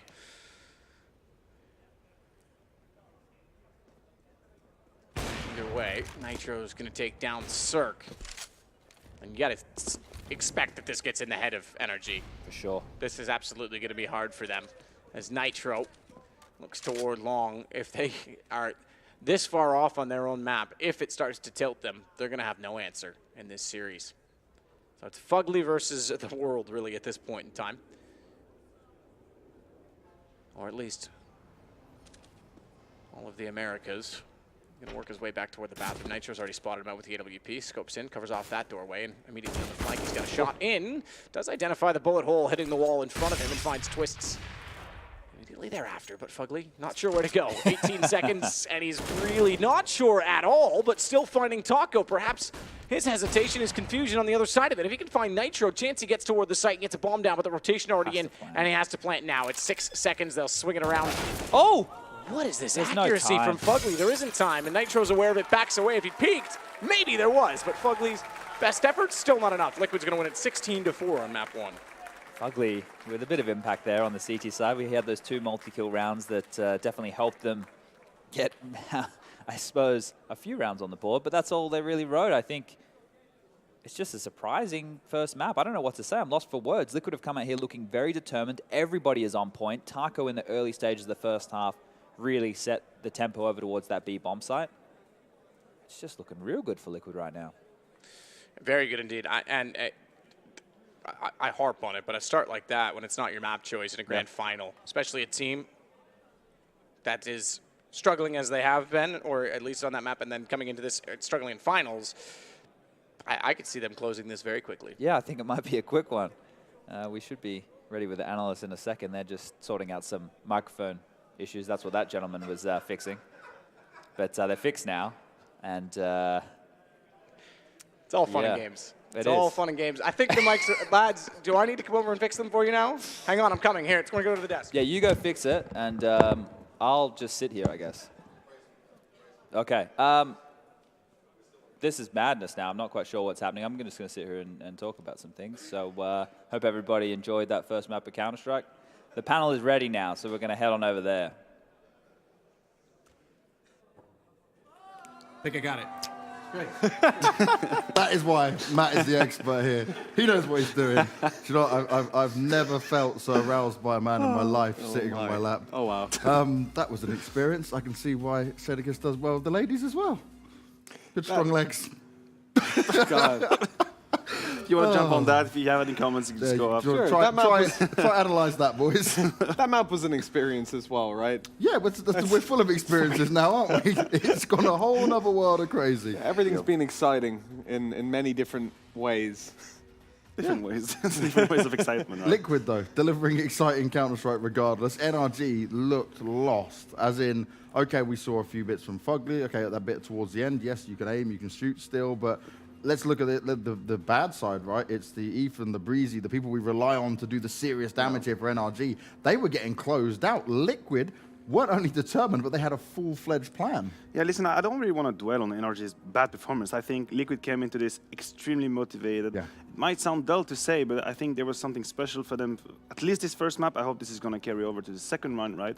But when it comes to the Counter-Strike, it wasn't really anything crazy innovative or out of the box. I think it was safe, sound, and simple Counter-Strike, really. But the thing is, they won almost all the trades. And this is what we talked about before that game started. They got to the situations where they had bomb-planted clutches, trades 3v3, and, you know, they experienced shine in that scenario usually, and that's when the individuals step up. And as the caster said rightfully, every player is online for Liquid, which means that every situation that's supposed to be 50-50 actually is a 70-30 or even 80-20 for Liquid. So NRG never really came online in that map. And they really have to wake up now, otherwise they're going to get destroyed.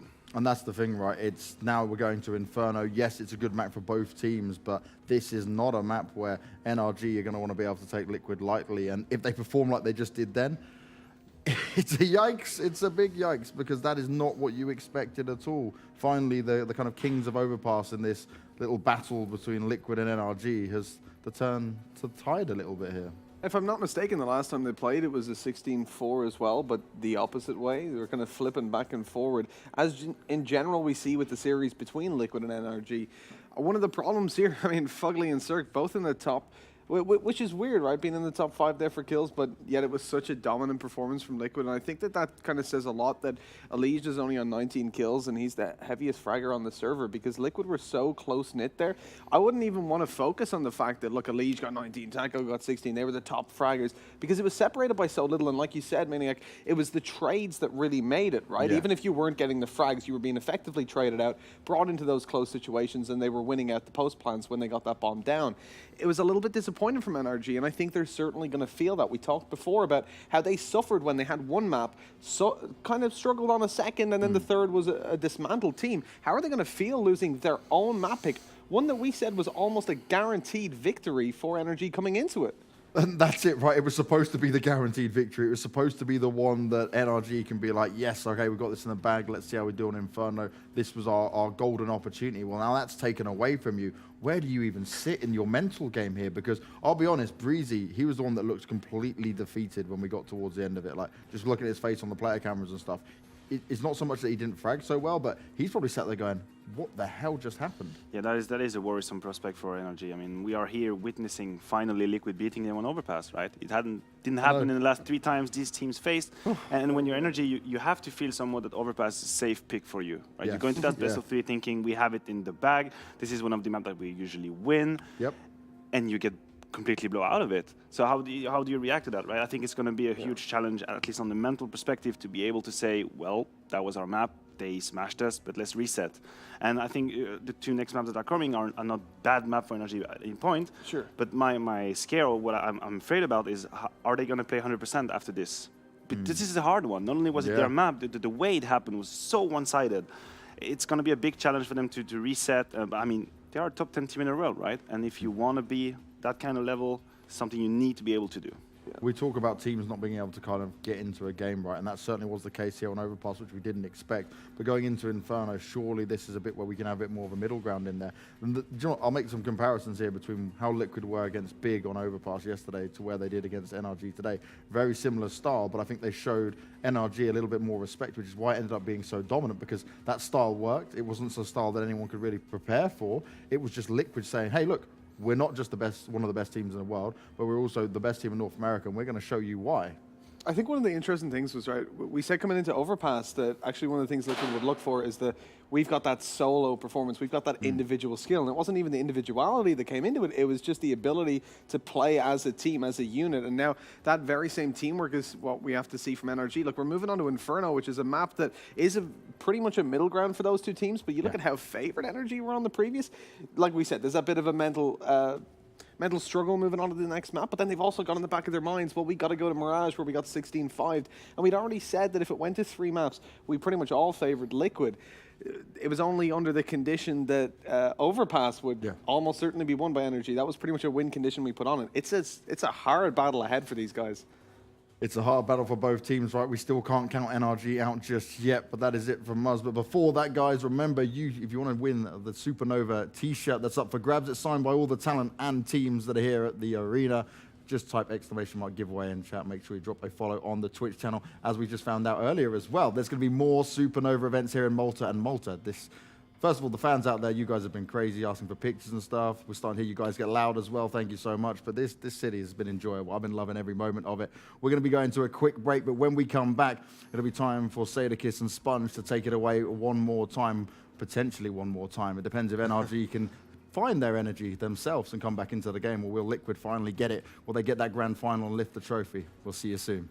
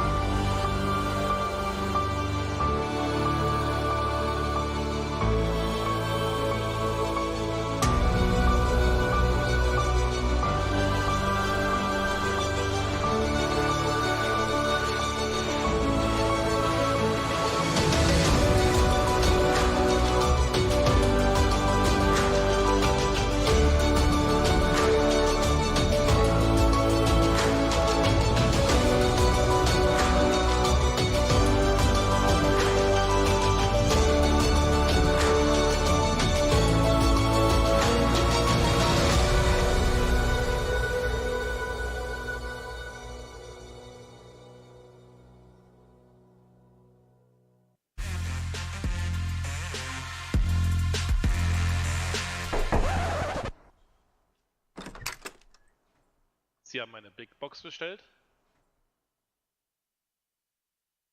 Vati, wer war das? Das war irgend so ein hässlicher Typ, Mann. Riesengroß war der auch. Hässlicher Typ? Ich mag keine hässlichen Typen. Ich auch nicht, ey. Was ist denn das? Ich glaube, das ist so eine Big Box bei runtime.gg. Vielleicht sollten wir das Unboxing-Video machen.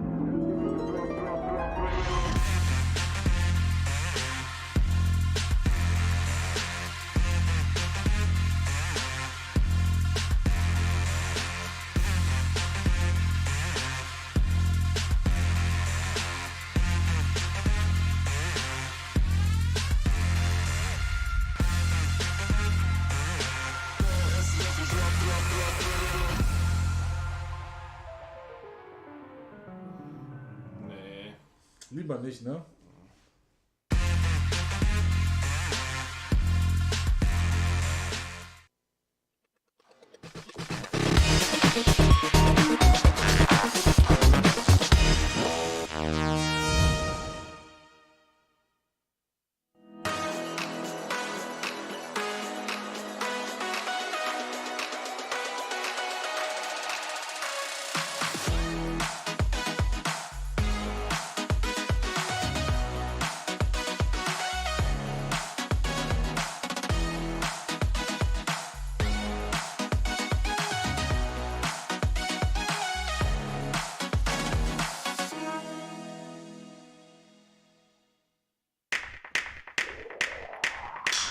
Banks have failed to move with the times, but we don't need them. Back in 11th century Italy, merchants from all over would exchange their different currencies for trade outdoors on benches, which is where we get the word bank from, banca. They started as a way of making our lives easier. Unfortunately, this all changed.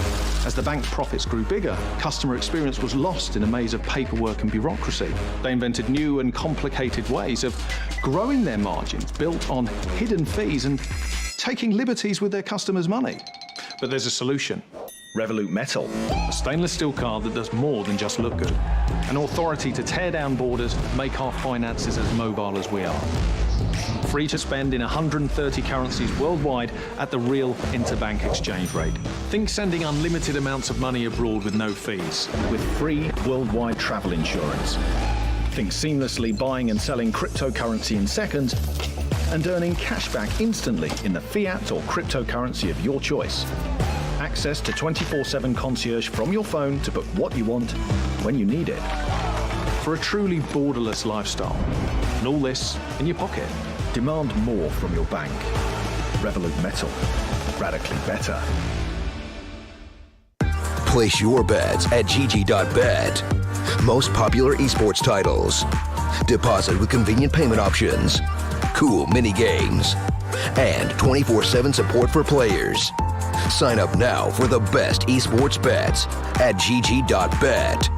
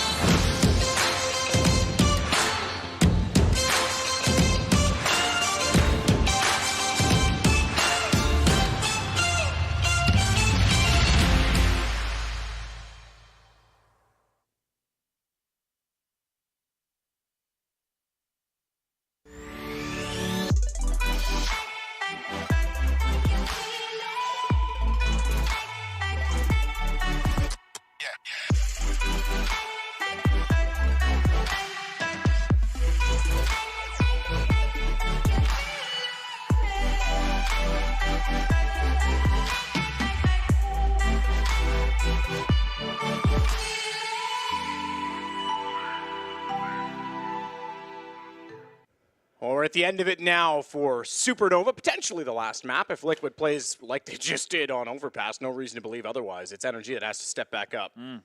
Look, just checking the stats, looking between these two teams, they're very close in a lot of, I suppose stat lines, the game changer stat lines, they're very close in that regard.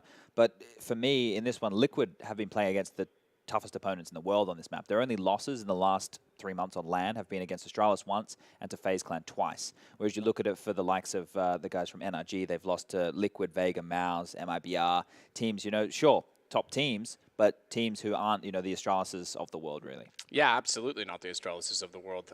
This is an issue that certainly these teams have, is that they're within this realm, they're dominant almost. You know, we expected these two to be in the final coming into this. Now we've got them here, but it's both teams. Liquid less so, obviously. They've put up performances and have beaten Astralis in a best of 3 before. In fact, at the major, they were the only team to beat them in any map, despite that was a best of 1.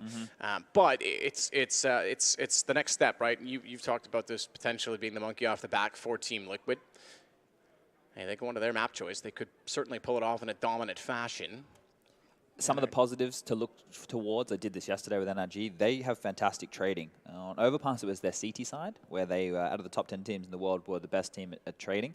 This time round on Inferno, they're the best team in the world at trading on their T sides with 26%. The next closest is North with 23%. That's huge when you consider taking banana control or taking the B site, where trades are everything, right? You get trades and your level foot going into the B site, you get smokes down. It's all yours. Yeah, Liquid's #1 with utility usage for ADR, above of Astralis. That's recent as of yesterday, I thought, because we had Big in the mix yesterday. I've filtered it down to top 10 teams now because both of these teams are in the realms of the top 10. I thought utility damage was still on average higher for Astralis yesterday. But it is possible that they have jumped ahead there. So I think that's changed in the last day based on what, unless you had a different sample size yesterday as well. Not just the team-wise, but also just the amount of time in the period. Yeah, normally I'm running with... results could have filtered out within a 24-hour period, that is true, but I always run with the LAN last 3 months. Right. And just looking at the map specifics now as we have to wait for these guys to get the knife underway to see who's going to start on which side. I'm seeing all 10 players running around during the warm-up phase, which is a good sign that everyone should be pretty much ready to go for the knife round. There's a few other interesting notes. Neither team are really fantastic when it comes to the pistol rounds. It's not like they have like a 60% win rate or anything along those lines. Both teams are hovering around the 50% mark. 50% exactly for NRG and 53.6% for that of Liquid. But both teams in the victories or in the games played in the last 3 months, which has been 14 games for Liquid and that will be 12 for NRG, the lion's share of their rounds won have come on the T sides. Interesting thought, actually, on Inferno. I think it has become a lot more even. It's like an 8-7 kind of map at this point in time based on the meta. But yeah, to know that the lion's share comes on one side that's normally the disadvantage is impressive nonetheless. We're going to get our match underway. This is the knife round. Well, you can't see it yet, but I can tell you we're in the knife round. We're about to get started to figure out who starts where. Which side they'll be on. I don't think it matters for Liquid at this point. I think they'll be happy with whatever they get, whereas for NRG, they need to get their foot in the door. They need to know which side they have prepared the better game plan on. This is definitely one of the maps they must have been expecting Liquid to pick, so see what preparation they've gone for here. Domestic matchups in this regard, you know, sometimes we talk about it where teams, you know, they're from the same country, but they don't really play against each other that often. These guys play against each other all the time. We've got Pro League, we've got ECS. Pro League actually coming up just after this. Tomorrow we head there. That'll conclude both of the Pro League seasons, the Championship Series and the Pro League, as we obviously had ECS last week. This is kind of in the middle. It's bookended by those two events. Be a big one. A lot of big names there. Obviously Astralis, the Navis of the world, FaZe Clan and a mission. I don't want to take anything away from this tournament by saying it's a warm-up, but this is a great chance for these teams to get things swinging, iron out any mistakes that they may have felt were eluding them. Now with the knife round going in the favor of Liquid, it does appear they've opted to start on that CT side. We do note with NRG, for example, on their CT pistols, they take the gamble stacks. Liquid don't really go for the same play. Yesterday against Big, Twist actually pushed aggressively into the window room and he got taken down. That's a common play on the CT side based off spawns. You know, you run across, you jump across the window, you see if they're barreling up alt mid. That we can get early information. Seen teams go aggressive down mid, seen teams go quite postured towards banana to take the jewels, use the range of those USPs. So let's see how Liquid opt to play this one. Match is starting right now. Freeze time will be ticking down. See what buy we're going to be going in with here as the good luck have funds are coming out. I always say GLGF. I'll let you think about that one. It's very subtle. sportsmanlike. Yeah. Ah, sorry, typoed. It's, you know, pretty close. They're right next to each other. I would only ever say have fun. I didn't want to give them any luck. Anyway, Daps is going to grab himself a smoke and a Molotov. Nitro with a HE, Flash, and a smoke in tow. Everybody else is going with the Kevlar. Looks like a quick approach up middle here. The likes of NRG. Really happy to take these duels and fighting back Taco and Naf. They're onto the side already. Yeah, the CTs, that is the T's swarming inside of the apartments. Ethan's got the opening kill. Naf's gone. Good shot from Taco. Started the pistol round in the last game as well with a great kill. This time, unfortunately, he's gone down with only one. And smoke toward Library, the only smoke that they bought, intentional, by design for this exact play. They knew that they were going to rush toward B. They knew that they wanted to hold off rotations. Great nade. Dear me, that's a touchdown and a half. I don't know where the damage on everybody came from in its detonation. I don't think they were all that close, but it certainly did damage onto Breezy as he sits small pit. Cirque still watching out from Castle as he wants to spot down the lane toward quad. Smoke down in front of them on the retake. Elige again with two. Breezy, they know he's in the pit. He's already been firing. They know where he is. Elige goes down. It's Cirque to trade out with Twist. I thought maybe he would get one back, but he just barely swings out in time. That's a great start. They've gone with aggression here. They're taking the fight to Liquid now. Maybe they've sat with the discussion in the post-game. Boys, where were we in that game? We weren't ourselves. This entire tournament, assertive players have come in from the likes of Breezy, Ethan, Cirque. They've been taking the fight to everybody. I felt like they just rolled over in that last game on Overpass. Their map choice squandered. Now they need to step on up and to take this to 3. Take a map that Liquid are more than comfortable on, more than confident on. They will be calling a tactical pause, NRG that is. We'll discuss through the approach. 3 players have immediately invested in Mac 10s. Now, we discussed before how you want to play these rounds. You normally want to have a few more rifles. They've gone 4 Mac 10s. Yeah, and this, it seems weird to win a pistol and then immediately call it tactical. Yeah. In the first half especially, but the situation with the money is that, you know, teams are often going to force buy. So Henry always talked about playing default against pistols and making sure that you're not caught off by anything, but at the same time, if you play too passively, now they've got a bit of weaponry, you have to decide how you want to go about that. So these 4 SMGs, they could play quick on this. It seems a weird one to call, but it makes a little bit of sense here. They're going to leave bomb behind. That means probably fanning into a default. Breezy picks it back up after throwing the nade. Fast play toward the top of mid for both Ethan and Daps, and with smokes down either way, they're going to push on through and wrap. So this will be a B split, and they already have the arch. Twist and Elige aren't aware of that yet. I like how quick this approach is, especially with these Mac 10s. It's drawn the rotation away from B, so Daps and Ethan are going to have company, but they've dealt with one of them. Taco continues his good form. He'll find a kill. That's a second for Taco. Second indeed. Good hold. They thought they could catch him off by getting him towards spawn quickly, but the call was made that it was possible, and they adapted. However, as the case with Banana, a few quick kills, and you suddenly got a bomb plant because the A player is not in any position to respond. Single AK still in the round. Mac 10s on either side, still with the USP, and now it's 2 versus 1. Breezy, did he get the call that they were both there? Because he checked the smoke. Now he's got the angle, and he's got the advantage as well because bomb down, but Elige nails him immediately on the UMP, and it'll be 1-1. The form of Liquid continues. I like this from NRG as well. Now they're taking the fight to them. They're seeing like they're in this game, and that round would have been a step forward, a step in the right direction, would have left Liquid with no money in the bank after they went for that full investment, but Elige has something else to say about it. Diffuse comes in. We're at 1-1. Now do we see NRG bite back? Do they want to keep this pace up? If you give Liquid room, it could just be a repeat of Overpass, and they will be investing, dropping AKs over. Breezy's now got one in his hand. They need to get him activated. Galil for Ethan. Daps and Cirque with some CZs, and Fugly's able to get a Galil as well. So, all in all, not a terrible buy. A chance for them to stay in this one early. Want to cripple the economy of your opponent. Elige's going to be going for that info play. He's going to... Oh, they're going aggressive. They want to fight. They want to take this duel, and Breezy's going to find a big kill. Elige unable to reply, and now that aggression gets punished. Cirque back up toward the apartments yet again. Great response from NRG to try and hold this off given the bye, given that they lost the last round. Bomb still down toward the stairs. Good look at the map to give you an idea of the rotation because no one's on B. This could actually be influential. But Naf gets tagged considerably, down to 7. All that would take at this point in time to secure the round is Daps getting a little bit more aggressive on Banana. Twist knows that nade was thrown close. Got ahead of the flash, but couldn't find the kill on the stairs. Wanted to strike before Breezy could fall away from it. Fugly, small pit position, just waiting this out, given he's gone solo on 8. But now they are walking toward B, so round should be concluding or reaching its natural conclusion with the information they're about to attain. And he goes. No opposition. All but one player there. That's Breeze, who's just going to stay inside of mid and watch for anyone rotating out. I don't think anyone's going to move on the Liquid side. Can't really afford to at this point in time. And by afford, I mean they won't be able to afford anything in the next round. I like the pace that we're seeing coming out here. Both teams are being punished for it, but it's definitely explosive CS. And I understand the reason that NRG want to take it in this fashion. They need to get their players activated. It's one way to do it. Allow them to take duels. Allow them to be in more of the free-flowing environments.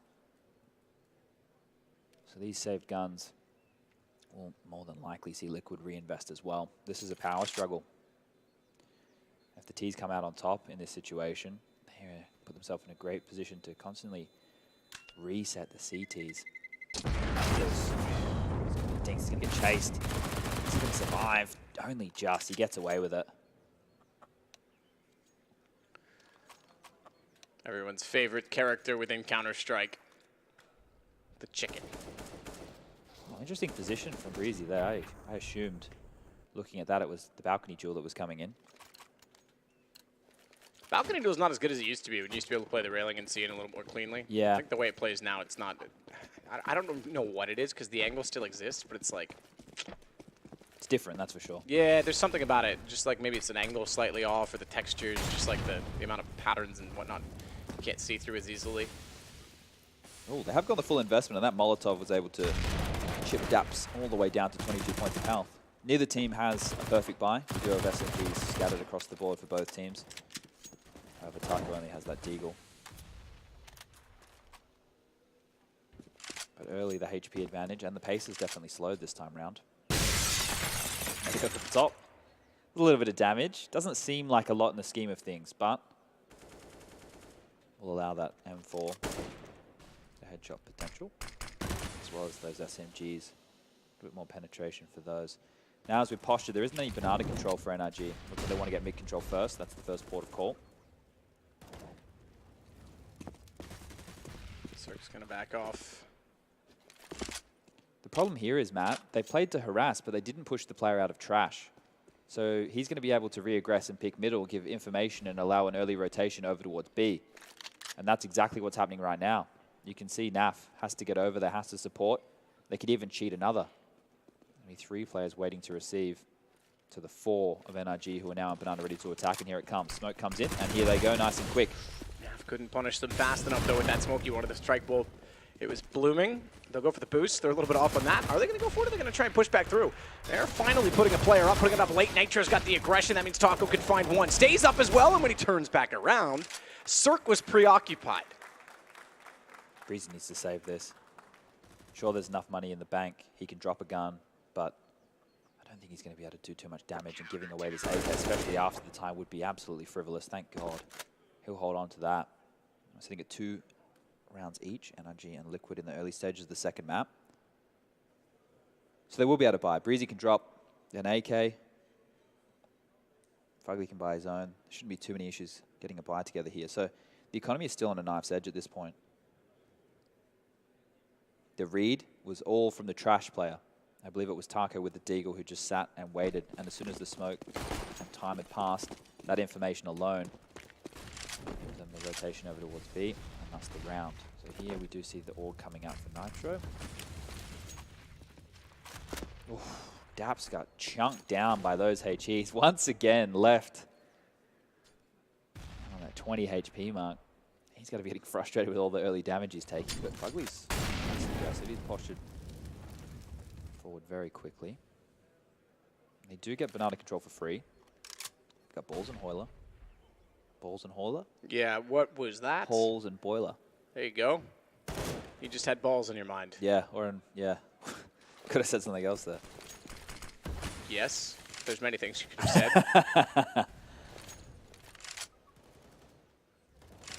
Breezy going to work out toward topside mid. Fugs with him. A much closer game to start things off this time, that's for certain. As back and forth economy means that the early reset's already, or the early bonus, I should say, that 1 round bonus is well and truly removed, but it also means someone's going to break down eventually, and when they do, let's hope it's not too depressing of a breakdown. I like the 2 in the site here. If you're going to give enough banana control like this, you should play both side, as opposed to having one pivot from coffin or push through the CT smoke. That's much more of a random approach, and that one smoke that's been dropped down at about 35 seconds is going to force them all the way back into that A rotation. Breezy with the close mid-wall. He can pounce onto Taco here on the arch side. That's going to be the signal that's an A attack, and the rotation from B is going to be forever away. Day. Elige gone already. Found one, but it's ugly. Again, that's looking solid. 13 seconds. They have to get that bomb, and it's inside of the pit. They'll get it. They've got time. 9 seconds. Picked up. Fugly's aware that Cirque's got it. He'll go plant with 2 seconds to spare. Sounds like very little, but in Counter-Strike, it's often a lot. And with the result of it, Nitro and NAF nowhere to be seen. What I praise is the positive with Liquid set up towards B for an execute works out to be an issue. They can't rotate. They can't get there quick enough to help. And now when you run into a situation like this where you are down in a man advantage, we already know how difficult it is to retake on a map like Inferno. With no information, the chance for the T's to reposition in post-plant situations and the economy on a knife's edge, the save call is a must. You can see right now, Taco, 2,300, 27 for Twist. There will be enough money for them to get another buy together. I guess the only other pivot point there is Taco goes and plays more of a site position. Maybe they double up in pit. That late in the round, you give up arch side. If they want to go mid to B, they want to wrap onto A, you take those fights, you slow them down, and you play more as a unit. But NRG, fantastic to find that gap. So right now, the buy's coming in. Elige only has a UMP. Oh, he's thrown that over to Nitro, actually. So Nitro will take the UMP, the in-game leader taking one for the team. The buy will come in. This is the chance right now. NRG have them on a weak buy as they finally got everything. 5 AKs on the board. They grab this round. Start to give themselves a bit of a lead in this first half. It's a different team, Matt. It looks like a completely different team. Yeah, far more composed. Winning out duels as well, not just getting overrun. Now, that said, Liquid is starting out on the CT side. You mentioned the stat that they're a little more promising within their attacking composition. Maybe that will play factor or otherwise. Fugly. He stays inside of the apartments, NAF down below. Not playing the off angle toward the boxes this time, where in which he copped quite a bit of damage last time. In fact, tagged down to 7 if you remember the last time they tried to enter from the apartment position. It was Cirque that did the damage in that occasion. He's having so much freedom over towards apps here. Will be a B attack. They're pouncing with utility. Now they push through, and Nitro unable to get it done with the UMP. Molotov do too much. It was actually Fugly over towards apps. This was the round. That is the round. So NRG going to find back-to-back the first time anyone's done that so far in this game. Elige does at least get one around back with him through the smoke with the AUG. Weird little dance there. The economy isn't built up where NRG can chase, but on a map like this where it's close to choke points and a rifle can multi-kill a lot of the time, I don't mind the call. Breezy's up close and personal. Doesn't realize that there's one knocking on the other side of that door. Ethan's there to let him in. Wow. There we go. The guns fall. Elige couldn't actually get the shot even with the 2x scope that he looted. Okay, now the money's broken.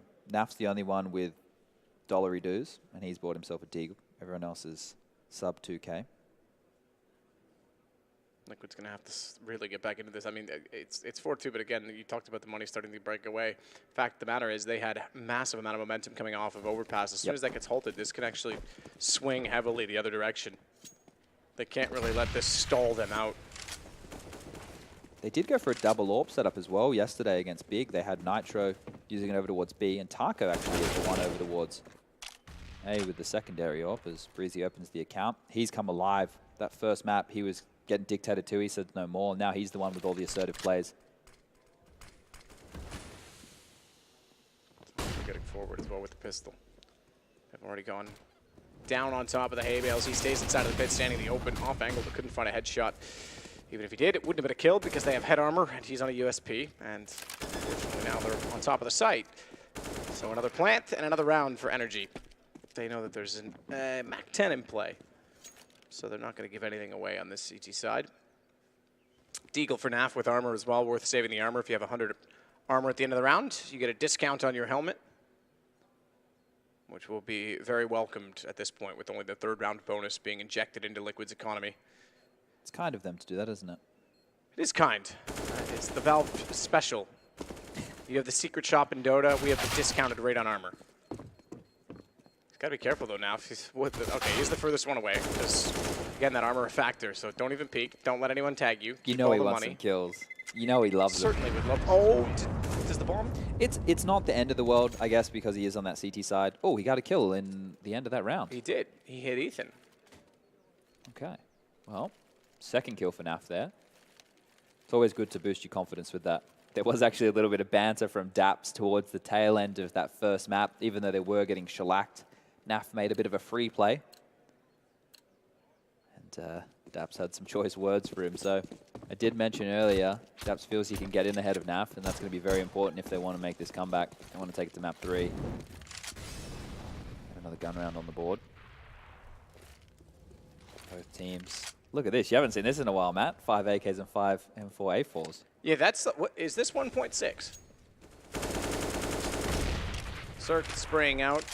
Certainly not since the last update have we seen that. Nade, Fugly down to 48. That's with full armor. Great nade. Couldn't land much closer, to be completely honest with that. What's the maximum amount of damage a nade can do, Chad? 100. Okay, I meant with armor. With armor. With With armor? Yeah. I don't know. Because you got to include, the trick question, because you got to include the 2 if it actually hits him before detonating. Ah. Most people don't think of that. I was hoping you would get baited into it. Elige waiting toward the pit. Actually, outside of it, he's going to play the cart as cover. Try and get a peek toward quad. He can still fall off the angle then at that point in time, but Taco out with a smoke down. Sprays through. A little bit of utility forcing the players back. No information this time to rotate off. And NRG giving the thought process of going back the other way, perhaps even trying to bait that out, are going to leave just one player top of Banana. Still 40 seconds to play with, so decision time comes in the next 20, and it'll be influenced heavily by if Cirque can find a pick, but flashed already. He's subsided in his position. Keep in mind, they also have Breezy inside of the apartment still. Time's the problem, though. Look, we've 20 seconds left. They're going to wrap onto this A bomb site. They forced the rotation over towards B. Taco will have the information, but it's a free avenue. Twist has to live from the balcony. He's going to grab 1 and a second. That was the damaged up player, and it's all too easy from this point. I don't like the slower approach from NRG.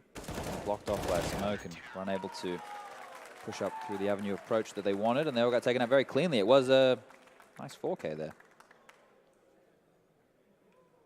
4K indeed, and 5-3, Liquid back on the board.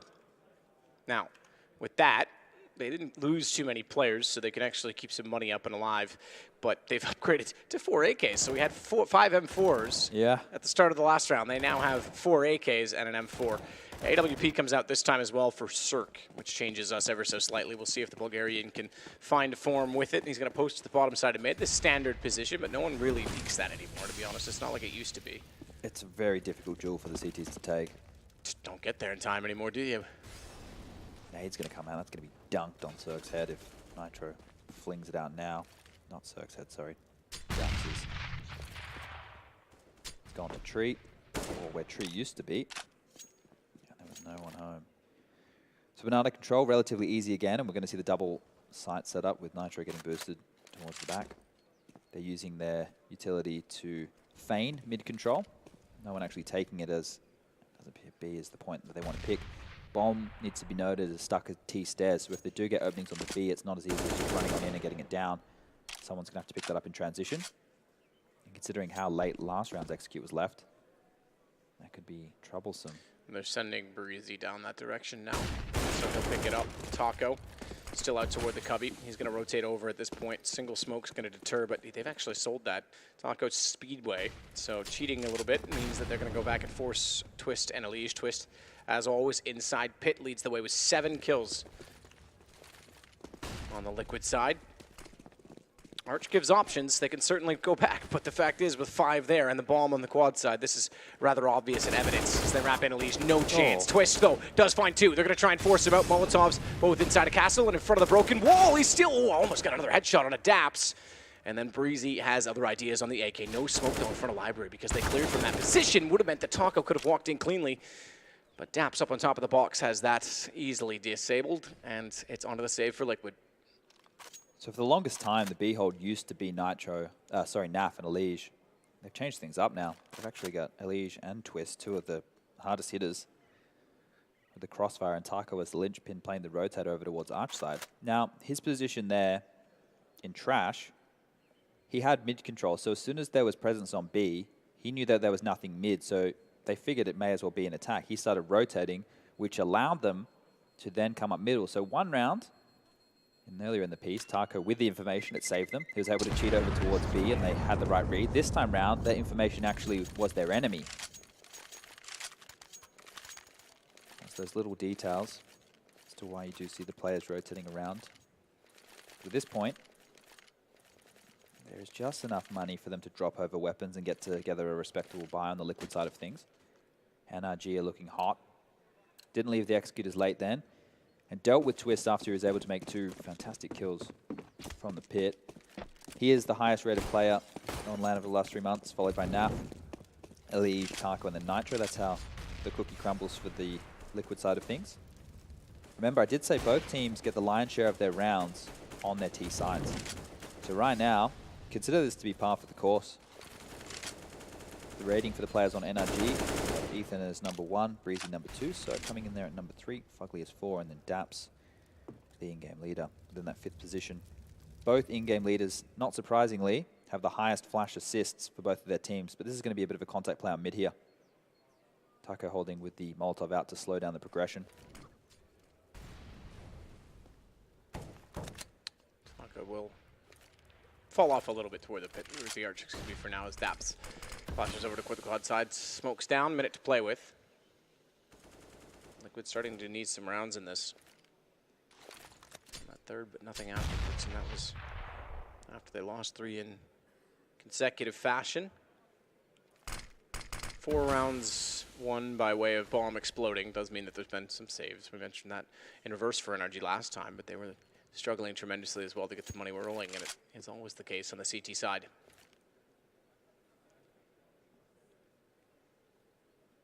It's a flash in hand. Naf susceptible to that based on his positioning. Nitro sees it coming, able to turn away. Counter smoke's going to hold him, but that means Nitro doesn't have vision, doesn't have aim. Just push him out toward Naf. He gets one only. Nitro, he's traded out after his kill, but that still favors the CTs until Cirque arrives. Sliding in. Taco down. Smoke out in Naf's position at Ruins. He will have no access back to the site, and the bomb already planted for NRG. As Breezy holds in water with the Deagle. He's only on 11 HP, but he can certainly wait for the arrival and rotation through CT. All 3 in that direction. Naf as well, without being able to get back in. Still has 100 HP. There's kits on 2 of the 3 players. This is, if ever a time, the one to go for if you're Liquid. But Cirque ready and waiting. Takes down 1. Traded out. Breezy's low, remember. Inside water. He's got the AK in his hands. Daps trying to pull the aggro in his direction so that Breezy can get a free kill when they arrive. But he's already got Naf jumping over the top. And how does Twist even elect to try and go for this? He can't.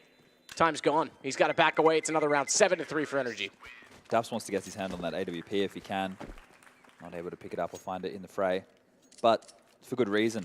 Cirque's exchange with Taco there was the round-winning kill, in my opinion. They had set up for that retake, and sure, the HP was low. But it's always difficult to get back into those bomb sites. I understand the rationale for going for that one. In other circumstances, yeah, maybe the save call would have been necessary. But when their back's against the wall like this, and they know that the money reset potential, or the fact that their economy and the loss bonuses are still in their infancy, getting that round could have been huge. Would have also kept NRG a little bit honest, because you can see after the reinvestment from so many players, there's not that much residual cash left. Cirque will be able to get the AWP up again. And he's going to be met with 2 MAC-10s as sidekicks. Breezy on an AK, and I assume Fugly will be picking up an AK as well, which has probably just been dropped down at this stage. Doesn't look like there's going to be any investment coming out from the players on Liquid, besides the CZ75 for Elige.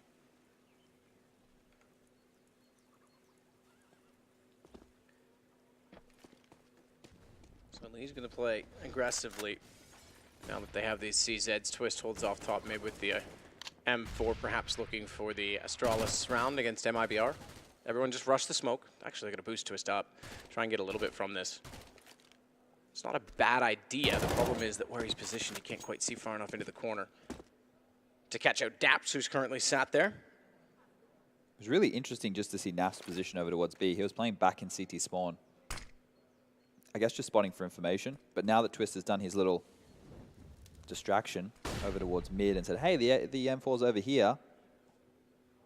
He's rotated back over towards the B-bomb site. And that actually does appear to be the point of contact, as all 5 members now are in Banana for NRG. Pushing through, Mac 10 in hand, running and gunning, jumping, can't spot behind the smoke. Playing for Daps, not gonna happen. Nap actually able to deny that with the pistol, makes things a bit more awkward if anything, but beyond that, really not much in it because they are easily able to pick that bomb up with 4 to 3 seconds and plant it immediately after. So Breezy waiting water once again. Last time found a kill on Nap that influenced the round. Their inability to trade his position was enough to secure it. And that was their 7th, and now they're 8th immediately after. So 4 players staying alive. At least Twist will keep the M4 around further. They'll get the money, and it'll be 5 rounds in a row. Naf gone. 5 rounds in a row equals $3,400. $3,400 on top of their current position. Excuse me, I'm saying that. I tricked myself. It's 5. I looked quickly. There's still 1 round in between that. So this will only be a 3rd round bonus. My mistake, Chad. We all make them from time to time. Some more than others. I'm glad that NRG have come alive here in this grand final. I thought after that first map, Liquid were just going to run away with this one, but more assertive plays from Breezy has really got them back instead. Look at him sitting up there on 14 kills. Fugly, 10. Cirque with a couple of impact kills within the 5 that he has had so far. Twister's the only one in double digits at the moment for the Liquid side of things. And he still has that M4. They've taken another conservative round here with a couple of pistols upgraded across the board. They do have a bit of utility to make life difficult, as Ethan's going to throw a flash now. He's going to try and push through. He's going to blind them up. Naf's going to do some damage, but probably unknowingly. This isn't the close type of Counter-Strike that I was thinking. I was expecting a brawl, just a back-and-forth affair. Yeah, I expected a little more pace from it, especially on Inferno, right? We talked about that in the I wanted to say semifinal, but the 3rd place decider match. The Inferno, as of late, has been playing with a ton of pace. Very quick, concise rounds from many teams on it. So they're being a little bit more methodical on the energy side, and for good reason. They've got the lead. They don't want to give anything away to Liquid at this point in time. Starting to push out from alt mid. You've got a CZ sneaking in behind. In fact, they're rotating around each other because Daps has already gotten inside of Boiler. Does this suggest that Elijah is entirely undetected? They happen to be looking down toward Banana. That reveals his position, and unfortunately it was the AK and not the op because he could have traded off. Still, they make good on it. That information enough to strike at the mid wall. Bomb down close, but not in vision. And Cirque misses another. That's the round. Surely. Is Breezy going to pull it back? He gets behind them too. Maybe I've spoken too soon because Nitro does not have a weapon yet. And Breezy's able to pick up a bomb, AK in hand. He's unsure of Nitro's location, so he'll take the safe bet of working toward the site. Right now, the element of unknown is Breezy's biggest enemy. He has no idea where Nitro could be. Knows he's a B holder, but on a round like this, he could have been paced anywhere. Coming through apps, it's going to be very difficult for Nitro to make this kill. Burrowing back into the side is Breezy. He's found himself. He has to worry about one angle. Still pivoting, though. Nitro isn't going to see him towards the back of the site here. Now the duel's on. They know where he is. He's going to push on him with CZ. Breezy with a 1v3 to put them through to 9 rounds. That got real scary there. That flank from Elige, he killed the player he wasn't even aiming at. Ethan was stuck on the mid wall. He was aiming at the player closer. I'm not sure if it was the aim punch or what, but that was a mess towards mid. And NRG are able to hold on. Solid from Breezy. Running out of bullets. That's a fantastic shot. You're right. If he runs out of bullets, that pistol just swings with the movement mechanics. And he's done for. He was the only way they could have pulled that back, having lost the op. Everyone was staring top mid. And he somehow gets around behind them from the site. So now we go 9-3, tripling up on. Oh, look at Cirque. Yeah, really aggressive. But look at Taco. I was going to say, that's really not expecting at all. And he gets caught out. Nade forward, leaves the op on the inside of the flames, meaning they can't pick that up again. Daps has been peppered by utility round and round and round again. Got 48 HP once more. Twist. Going to back away from this, but for now, it's the advantage to Liquid. And I was going to say that Liquid's just not really been able to really control economy, get early picks. This time they do. Now they can actually hold that op off, but the smoke down, they will collect the mid-wall. Good nade. That should do damage onto Ethan. It will. 71 for him. Twist's going to hold this site on box. No one in pit this time, by the way, so that's a full wrap, meaning they're pretty much going to be on the doorstep by the time he's able to do anything with it. A few notes to make about this double op setup. It was used yesterday against Big by Liquid. Taco just going to with the bullet past the leg. Hard shot to hit as Ethan jiggle peeks and now smokes off Arch. Does look like they want to hit A. They have all their members up towards middle. But the double op set up through the smoke. Taco, beautiful play from him. 2 big kills in this round. It allows them to play for more information without needing utility to hold them back.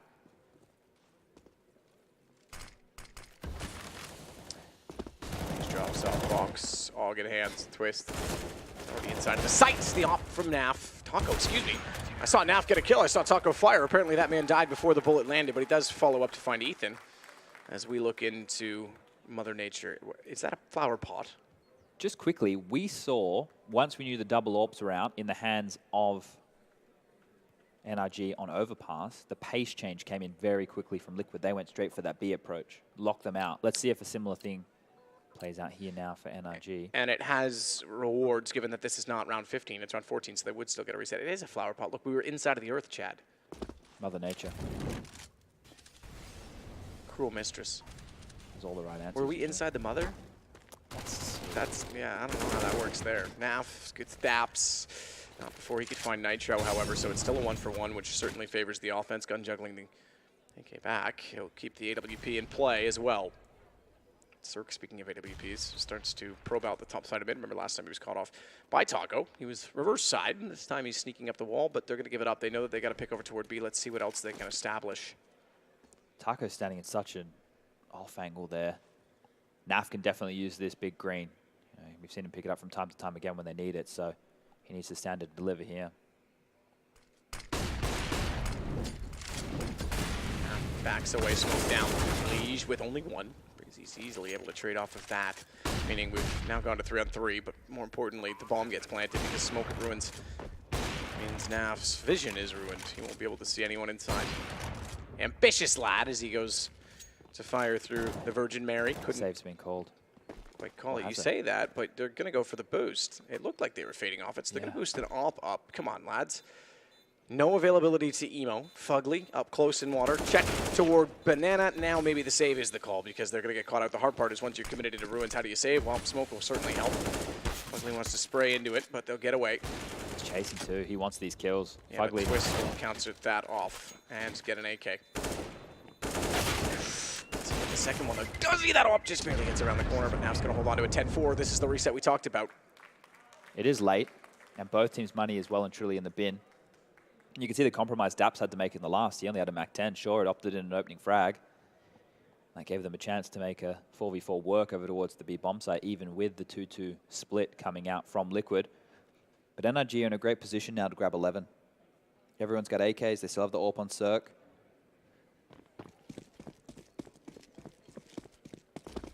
$11 would be a fantastic haul on the T half. But we know Liquid, they do have a pretty strong T side as well. Just the pace again. So starting quick was NRG in the early stages of this game. Tape it out. They've opted to go back for more of the default spread, using the superior utility and weaponry in a lot of rounds to their advantage. Very few fumbles from them, and some fantastic plays from Breezy, who is steaming ahead. How many kills is he up to now? 19 for Breezy. The next closest on his team is Fugly with 13, and then it goes 5, 4, and 3. So he is having a banger of a performance here. Fugly's starting to get close to the doorway at the apartment, but no commitment as of yet. No flash from Liege. Tries to do what he can. Just on the castle, but it's trading. It's the trades you mentioned. NRG's trade efficiency was one of the stats that was worthy of note. It's showing because every single time that Liquid get one, that's all they get. They can't seem to accomplish a sustainable lead or get a sustainable lead in any of these rounds. Naf, AWP smoked off already. It's going to be Taco swinging in through the apartments, but really, where do you plan on going? Bomb already planted. It looks like 11-4 for NRG. What a turnaround after going down 12-3 in the first half of their map choice. They're certainly giving it back to Liquid this time. Taco's creeping out here. This has to be the play. If he can make a kill, there is a chance in this one, but he's going to go down, and Naf's going to quickly follow.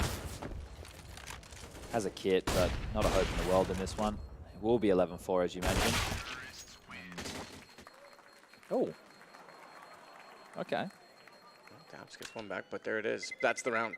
19 for Breezy, by the way. Remember last game? Yeah. He was like 1-7 at the start. completely different player on the T side of Inferno. I think they've done a fantastic job of brushing that off, haven't they? You know, to lose in that fashion and then to come back with the highest rated player on your team, pushing them forward, keeping them in this grand final. This is only a best of 3, so it looks like this one at this moment is probably going to go the distance, Matt. I suspect that it could, absolutely. 11-4, you're swapping over to CT side. Now, you did say Liquid accomplishes most of their rounds on this map when they are on the attack. Roughly 60-something%, I believe it was, and for NRG, it's only like 54%. Those are rough stats. Liquid, this is when the pressure starts to mount, though, right? You have a dominant first map. You're the team that never wins in finals, as it seems to go. And suddenly, you're faced with your map slipping away and a potential third map in a best of 3. It's not like you have time to recover from that. You're going into Mirage. And we've seen Liquid how many times as an organization suffer some of their most defeating and mentally straining losses on that map. It's not exactly the safest place to be for them. Well, Mirage and Overpass are the only 2 common threads between the last 3 meetings of these teams on LAN. So now 4 if we include this best of 3. Mirage, the first time at ESL1 New York, went in the favor of Liquid 16-4. When they met at ECS, it went in favor of NRG 16-14. But most recently at this tournament, throughout the group stage, it was a 16-5 victory to Liquid. So dominant victories for Liquid and close losses. That's something to keep in mind as well as pistol out. He's going to push, super aggressive. The trades come out early as back and forth we go. Is A? A's open. A's wide open. Bridgie gets one back with that deep smoke. Or I suppose shallow smoke is thrown by the T's. We'll lock them out and they can get toward A. Nitro's well aware of that fact, given his teammate's position inside of the pits. Snaf clearing it. Bomb to go down. This would equal out pistols at 1-1 on this map. As Snaf tries from range to get the shots required to take heads off. Does so on Ethan, but not on Breezy as of yet. 1 on 3 for him. He's got information as to where 2 of them are, suspecting the third to be inside of the site, and really wrong on his anticipation. Give it a go. He's got armor.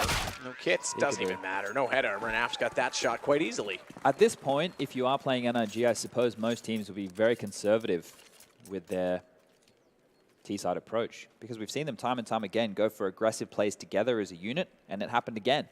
2 players aggressive banana, 3 aggressive middle. Liquid went out in those duels. They kill the 3 players pushing middle. They get the A-bomb site for free. The instant response will come in from NRG. I've opted to force by CZs across the board. Ethan has a P250. Utility also chiming on in. So they do have some smoke grenades to use. That's fantastic to displace and kind of force Liquid around the map. They've gone for more of a regular buy. 2 UMPs, a Galil, an AK-47, and a MAC-10. They're just doing the default spread, making sure no more aggression from NRG can go unchecked. I don't know if Cirque was aware that they were so close in alt mid. He might get caught with his pants at any moment if he keeps jiggle digging with that knife, and he will get tagged right down to 52 points of health. Information will be given. But it's just a default spread as Fugly's going to get aggressive. Now I think a flash is going to come over. There it is. He's going to push on out. Unable to convert the kill as Nitro was playing in the anti-flash position and rescue Elige. Yeah, he could. I mean, the fact that he didn't think anyone was there and started to look away changed that little bit of muscle that might have been required to get the headshot before he was taken down. But for Liquid, all good so far. A little bit of damage to Elige, that's really it. And they'll go back with Twist toward mid. Bomb there as well. Smoke down on both sides now. I was going to say the Arch side. Daps is going to back over toward Libraries. He'll be able to spot this, but in doing so, he's spotted by the MAC-10 of Naf. Former teammates. Daps, as you've said many times, has stated publicly he can get inside Naf's head. Well, that time it didn't quite work. And it's going to be Liquid planting a bomb on the A site. Save for the remaining pistols, kits, and armor for Team NRG, because keep in mind as well with that MAC-10 in play and the UMP, 2 of them, giving away that money. Yeah, and they get a chance to fight again in the next. But this is where the dangerous signs start to appear, because if Liquid grab the next, which is highly likely, they convert that first gun round, NRG find themselves in a bit of trouble at that point. We'd already see ourselves go all the way up to 8 rounds on the board for Liquid. And we know they can claw it back. We know that they are a team who has dealt with pressure time and time again. Sure, not able to convert finals, but when you're going up against Astralis, consistently the best team in the world in 2018 without a doubt, it's always going to be difficult. And this is the point. Liquid, you know, maybe in the rankings, sometimes they're second, sometimes they're third. in my books, the way that they've approached this year, the fact that they have been consistently in grand finals, you can't take that away from them by any means. No, not at all. That's an accomplishment in itself. I mean, it's a massive step forward for the org, for the team. Consistency from North America that we've not really seen before. To do it over such a long period of time, over such a plethora of events, but again, you still need to get that win. And I'm sure they would love to do that before the end of 2018, right? Only got a few left to do it in. In fact, Pro League next week is pretty much it for Liquid. They're not at Lisbon. I don't think they're in Dubai, or Abu Dhabi, rather. So this is the last 2 weeks, last 2 chances to do it. And this one should almost be a guarantee for them. We have spoken about that. Nafsi said that he thinks they should get it 100%. Will be the B attack coming in. Shouldn't be too many dramas here as Fugly at the back of the site with the silenced USP is going to tap away, but unable to connect any kills. Further smokes deployed toward the Ruins position as well, so the rotation won't get them back inside of the site. Nitro is still packing a punch with that UMP towards CT. Bomb planted yet again, and we're going to get to 11-7. That brings us within range, certainly for Liquid. They get the double digits. The game, even if they're on 15, is certainly a possibility. CT side starts to struggle at that point in time, so Pistols this time not going to find any kills. They're even going to hunt down the 2 remaining NRG players. So 11-4 becomes 11-7. NRG held silent so far on CT. I don't think that NRG will be giving up Banana in the same way that Big did yesterday. Big were more than happy to defend from the mouth of Banana very early in rounds, which have allowed Liquid to go for, ooh, taps with a nice shot from Pit. He's going to take down now. Pit was already quite wounded. Kills a kill in that regard. He wants to keep picking away. He's going to hide his head and take his life through into the following.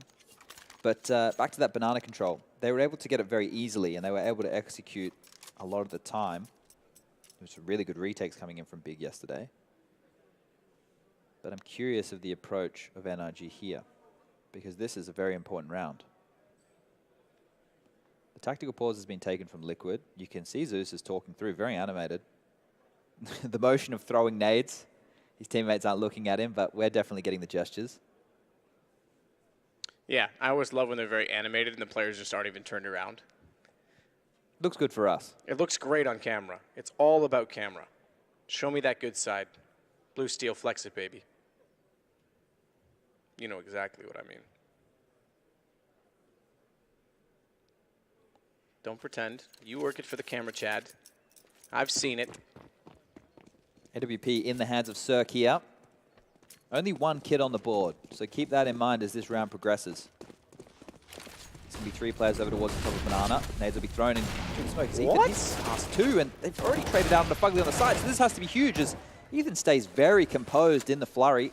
They wouldn't have heard him because there's so much chaos, right? So much utility. They're running as well. That's actually pretty sick as he just goes right by them, realizes, hang on, I'm the only one on my team here, so that has to be their feat. Gets 2 kills for it, so that puts Liquid in a bit of a deficit early on, one that they've not yet found in this half. We'll see if they can recover. Ethan also got away with 100 HP after that. It's still going to be the B play, though. Look at the 3 players posturing in Banana. That's where the utility is normally thrown. Smokes towards CT and Coffin's likely to come in with Molotovs to follow. And the rotation towards A is going to be a little bit slow because they do have a player in pit and a player in sight. So here comes the B nades, and they are going to be trickling in behind it. Daps here, action on him. He does swing out to find him. Oh, Ethan got another one. It's 3 in the round. He's only tagged down to 69. That's after the kill. Second shot came through the coffins, and he can certainly deny. He knows exactly where Nitro is. Goes for the reload, just missed his head. In fact, tagged them once, put him on 47. Nitro goes hunting immediately. Molotov down, knows that he's inside the ruins, and he'll hold the door instead. In fact, doesn't want to go so wide that he's spotted from CT, but just enough of an angle that Ethan won't be prepared. So the ace out of the question, but it's a 2-on-2. Bomb planted and Liquid looking for number 8. Cirque holding to see if anyone's going to climb above the smoke, but Nitro, unaware of the fact Breezy has worked in from Ruins at Water, he could certainly be left open to this, and he needs Twist to cover off behind him, which he's now doing from Emo. At the pillar, down he goes. Nitro's in a very awkward position, but he's going for the defuse rather than the kill. Nitro, he can't find him in the smoke, and he's got the defuse. NRG get their first CT round. He will get the knife kill afterwards and pick up the AWP, so made the best of a bad situation there. But realistically, after Ethan getting 3 kills like that, tagging Nitro down, Liquid really didn't have much right winning that round. They did a fantastic job to make it that competitive. And with all 5 players going down on the side of NRG, they have a compromised buy. We're seeing a P90 come out, Matt. I can't remember the last time I saw that in a competitive match, but Fugly's invested in the P90. Daps only has an MP9. Scout for Cirque. Such a compromised buy here at such a pivotal point. And Cirque's going to step. He's going to go down to Naf's AWP, which they picked up on the T side. Definitely not expected. Good find from Naf. The fact that he's that far down mid and he's able to swing out and get 2, that was not expected at all. No. NRG did not need to play this aggressively. P90. You don't see ever anymore. And Twist just takes out Fugly. This is them throwing it away because now they've forced a reset upon themselves. Twist punishes them for it. This round could actually open up the entire gateway for Team Liquid. I understand the play. I get it. They know that they were lower on the weaponry, right? They wanted to do something aggressive. Why are you always lying? Ah, I saw it. I did see it. But that AWP pickup from Naf, completely unexpected, right? We know that they saved it. We know that Nitro was able to pick it up. We know that they're able to bring it across. But Naf is the one to wield it and get 3 kills.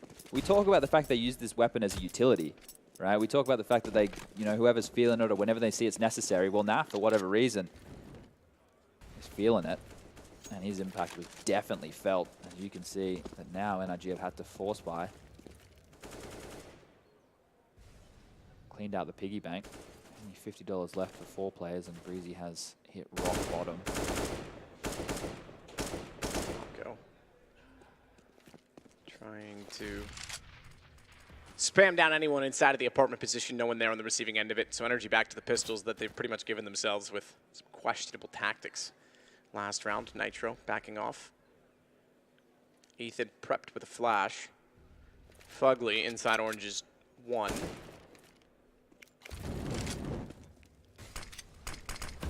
Ethan back up. Does spot 1 coming through. Flash was thrown. Fugly bounced it, and he got a ton of damage to Elige as they back away. And thankfully, Elige doesn't cop 1 more because that would have put him down at that point in time on 12.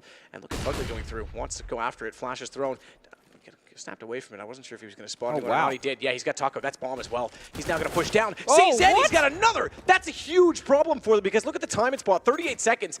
And they're down to a 3-on-3. HP low for Elige as well. And Daps going to catch them on the way by, but he's fired at the first. Gives his position away. If he'd waited and stayed silent, he might have been able to surprise. He didn't even hit either of them. At least 1 bullet would have done it. Now he's the one planting the bomb. So it's boot on the other foot. No guns picked up at this point for the NRG side. They'll work Cirque toward Boiler. They've got 1 inside of the apartments, that obviously being Daps, given his position previously. And Cirque trying to work with his teammate at quad. Takes a while for Twist to hit the shot on Daps. That leaves him open. And low HP. Missed shot Naf. This is far from done. Elige is low on the site, remember, but he's still holding with the AK. He's got to get into a position where his teammate can find it, and you're right, no time. That's all that matters at this point in time for Naf, who stays on and off when a man's running him down. That could have been a bit of a problem for them. They'll save the op. They get their 9th. It goes 12-9. Honorable mention to Fugly so far in this series. Sure, they got blown out of the water on the first map, but in the rounds that they did win, he had some impact. And here, making that round interesting. Breezy's cooled. Cirque's got to get the op rolling at some point in time for the CT side. Obviously, money's not been in their favor, but he's only got 6 kills so far. It's 18-18 for Naf and Twists. The 2 guys you'd want to be up there. Breezy's the only one ahead of them on 21. Yeah, and he's definitely cooled in the second half. To be fair, they haven't had that many gun rounds, so not really too many opportunities for him to get stuck on in. Need the other members of the squad to step up. Molotov will displace and push them forward. Now they're going to push. They're going to get a kill. Are they going to get any trades? As Nitro madly spams. Breezy's going to find him. Naf's going to get 1 in exchange, and now it's all on Ethan. With only USPs, that's quite a costly round for Liquid, all things considered, but their bank is built up well and truly. You've got Naf. He's almost got 13K. Nitro's got 11. Lots of money. So 6 from 7 rounds, and Daps finally recognizes it's time to call a timeout. Only 1 so far in this half. The thing is, when you have a player having such a fantastic first half, like what you had with Breezy, you can't rely on that. You can't and certainly expect not him on to the carry CT it through. side. Yeah. If someone's red hot like that, just identify where he is, and you don't even need to play against them. So coming into this, I believe I read that it was Cirque and Ethan who were leading the charge for the MVP contenders. There was 5 names in the hat. It was Ethan, Cirque, Twist, Breezy, and Naf, I believe. Taco, Nitro, and Elige also had an outside chance if either of them dominates in the final, whereas Fugly and Daps are out of the race.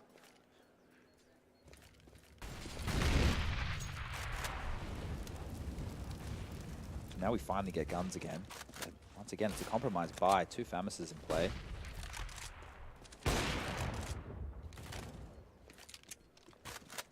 Ugly just holding it off. In behind Sandbags. They are trapped now in front of this Molotov. Another Molotov comes in, and now the nades are going to land. They're going to push back, and Fugly's just going to hide. Now he steps to trade, and Elige too good on the Krieg. 2 kills with that. You're right, they were trapped in. The nade softens them up, but a bit of a questionable call. Cirque finally getting something going, this time with an M4.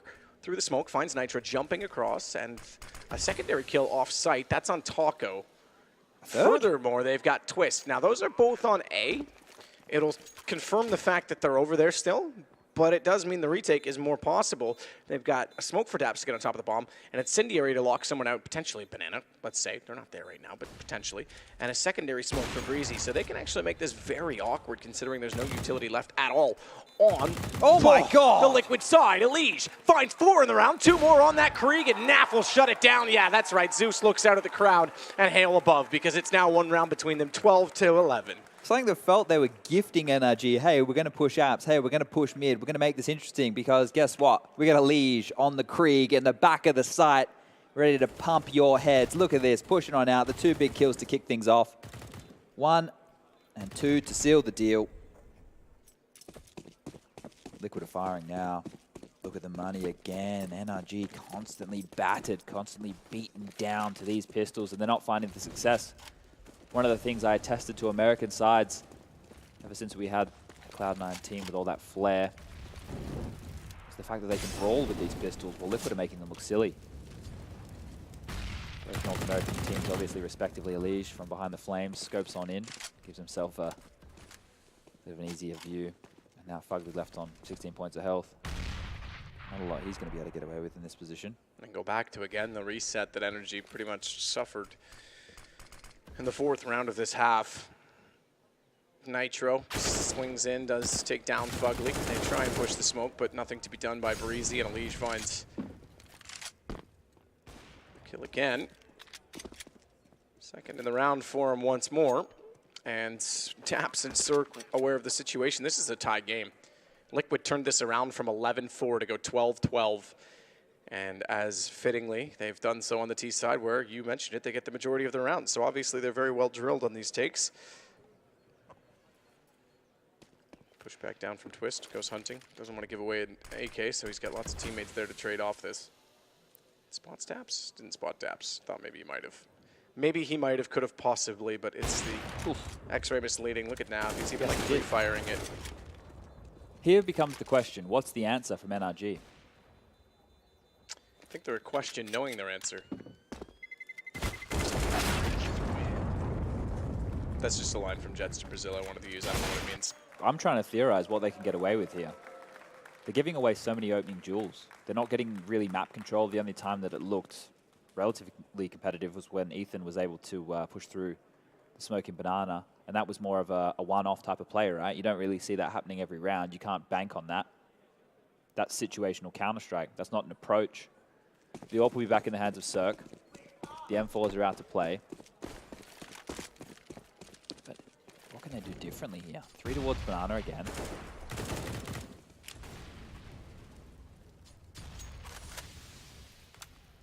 They're establishing the banana control as something that they definitely want to hold on to. They don't want to give that to Liquid to just let them execute onto the B bomb site time and time again.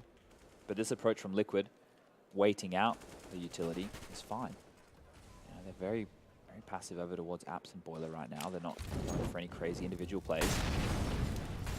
They're just exchanging utility like a tennis match in banana right now. Krieg for Elite again. It's been very impressive so far, but this time Ethan's got the angle and the kill. Finally an opening for NRG, and again, he'll get away as well, relatively unscathed. Keep in mind the round they did win, it was him pushing down inside of the smoke in the most peculiar of fashions to find 2 and not take any damage for it, as Taco starts to work out from the apartments, so often that he does. On the balcony, on the other side, remains Breezy's position. So it is going to be the B play. You can see everybody convening now towards Banana. And there will be a quick rotation from Arch as soon as danger is called. Enough utility as well to deal with any attack. Here comes the execute. Twist takes Ethan. Buggling. Oh, Jesus. I guess it's just that kind of game for NRG. Even when you've got position or think you do, you just get obliterated by a take, and another round they've got to save. That's so incredible from Liquid. And that's the lead for Liquid. This is a great comeback. Normally we're talking about them being the team to crumble under pressure. Well, it's NRG in this case. Copying from their big brother. They've learned from the best. Oh, not that again, Taco. Don't give us that nonsense again, mate. He's trying to have fun shooting the bell. Yeah, we can't even talk when he does it. Here it comes. They're going to do it. I hope he accidentally slips and just shoots his teammate's head who's jumping up. Oh my goodness. That visual just hit me and it was amazing. But you're right, it is the lead for Liquid. And they now are 3 away from championship in Supernova Malta. Only the second championship for Liquid as an organization. The first being Summit Series. Or the Summit, CS Summit, whatever LD and his team decided to call it. That fun event. And it could be exactly what they need heading into Pro League next week for Liquid, because that's confidence-inducing, and they've certainly been running out of confidence given how many the finals that they've come shy on. It's almost like we used to say this about FaZe, you know, the major against Cloud9, and then obviously they Katowice, and there was multiple finals they weren't winning. It's definitely Liquid that's one-upped them in that position so far. So NRG are taking a dire tactical pause. We're so late in the game. They had such a good first half. 11-4 T-side Inferno. And now on the CT side, they've only been able to get 1 round. Immediately reset. We theorize the solutions. We theorize how they can get back in this. I just think once they get that number advantage like they had in the last round, they need to lock it down. They need to make sure they're not getting picked off across the map, that they're not getting dictated to in that fashion, that they are trading 1 for 1. Can't be giving up bomb sites without a fight like we saw in the previous. This is where someone needs to step up and really show that they can make a play. As Taco, speaking of plays, gets very aggressive early. This is going to be a pounce on A. This is a change of pace, a different showing from Liquid here. Cirque still waiting with the AWP. Breezy's going to extinguish the flames on the apartment, so at 1:19, they've already Molotov that. They've already smoked it. That means they're trying to hold it off, but they are using utility relatively early in doing so, and Taco's still waiting inside, poised with smoke to take. That'll bounce off the wall and cover his entry. In fact, he can jump out from there. Cirque backs off, knowing well that the utility was bouncing on the other side of the wall. He likely had company, heard 2 nades, 2 smokes bounce in that position. So there's the smoke from Taco. Second one's in front of the pit. He can jump and go left. Missed shot from Cirque's going to allow Twist further in, but he makes some ends for it. Jumps down, finds an angle. Bomb dropped. Daps has Nitro. So looking well so far, but Elijah's in. Cirque's not aware of it. Still finding more. Elijah will swing around using the pistol to get the kill. But with 36 seconds, they still have a player inside a pit. Do they know Breezy's there? I'm not sure that they do. Naf's certainly looking in that direction. The fact that Breezy can hold that off, though, pulls aggro, and he can work off his teammates working in from library. Molotov down, it went to the wrong side. They can still hold the corner. That could be a problem for them because Naf gets the angle. Now they know where he is, but it's a one-on-one. He saw the foot, he's got the timing. He's got a 14th for Liquid. No, Naf can have impact in moments like this. And he's been doing it big time in the second half, ever since he's got that AWP in his hands. When Nitro saved it after that blunder, the only round that was won, that sat defused from Breezy. He opened the account with 3 here in the late stages. In the post plant, decides to use that weapon to his advantage. Obviously risky considering the circumstances, but 14 now. NRG have to buy. They've been able to get the AWP back in Cirque's hands, but compromises made again. Famis's, UMPs. Only 1 kit once more. Everything's falling apart for NRG and Liquid. They're just hitting every shot imaginable.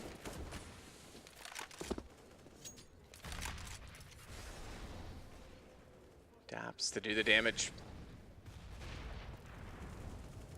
Elige checking out the top side of Banana. The astute awareness, looks to the sky and sees a nade coming in, so backs off. It's incredible how well trained the peripheral vision of some of these players are to see that small detail flying through the sky on his left. Reacts immediately. Smoke still on the half wall, means that he'll back away though, Naf, as the AWP so far not finding any results. Dominant second half from Liquid. Look at all those rounds in a row. 10 rounds, it's 7 in a row right now, but 10 rounds total for them versus NRG with a single round, that is all. You consider the way that they won that round. There was the Hail Mary attempt, sitting the defuse in the smoke. That's a good point too, because I was thinking back in my memory about the Ethan situation. Yeah. Rushing into a smoke and finding 2 going the other direction. So a bit of luck in all faces, in all facets in that approach. He's going to be the B hit again. Twist will go. Molotov down, he's actually forced to the right, and that gives Ethan a chance to fire into it. But Nitro found Daps, and smoke at CT means that Ethan's got to do it all again. Boosted up, he's found anywhere to look. Elige does exactly that with the Krieg. He is actually looking amazing with that gun now.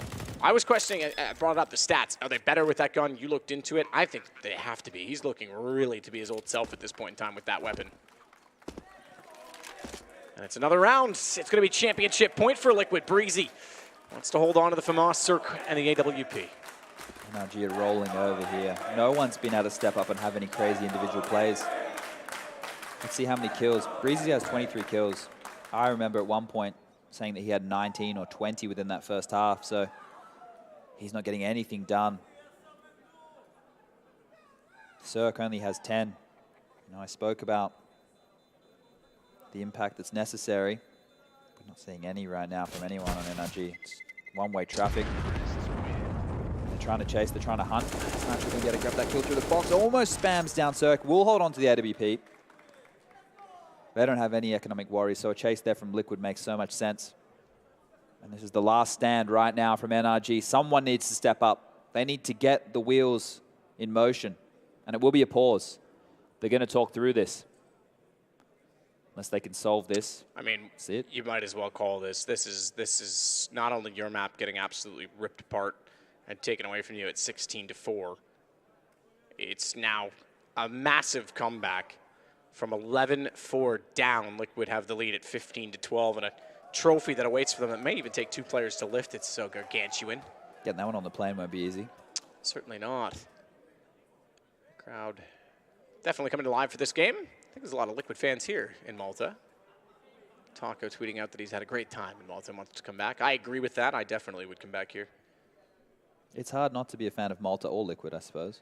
I think the style of Counter-Strike that they've been putting out there this year, the fact that they have such explosive players, when everybody's on point, they are scary. And that's why we've seen them in so many grand finals. And yet another one here. Now they're only 1 round away, 5 kills away from lifting the trophy here at Supernova.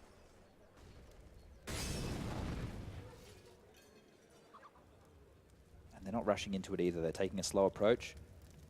Opting to garner map control. They're going to boost on up. Tag through the wall there. Great reactions from Cirque. Damage is done, but not the kill.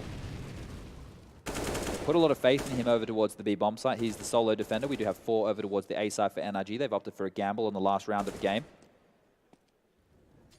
He takes the only damage so far. Twist still wants to work out from Boiler, but thinks better of it. Doesn't need to get too aggressive at this point. Still 1 minute and 6 to play with Drain that utility. 4 smokes.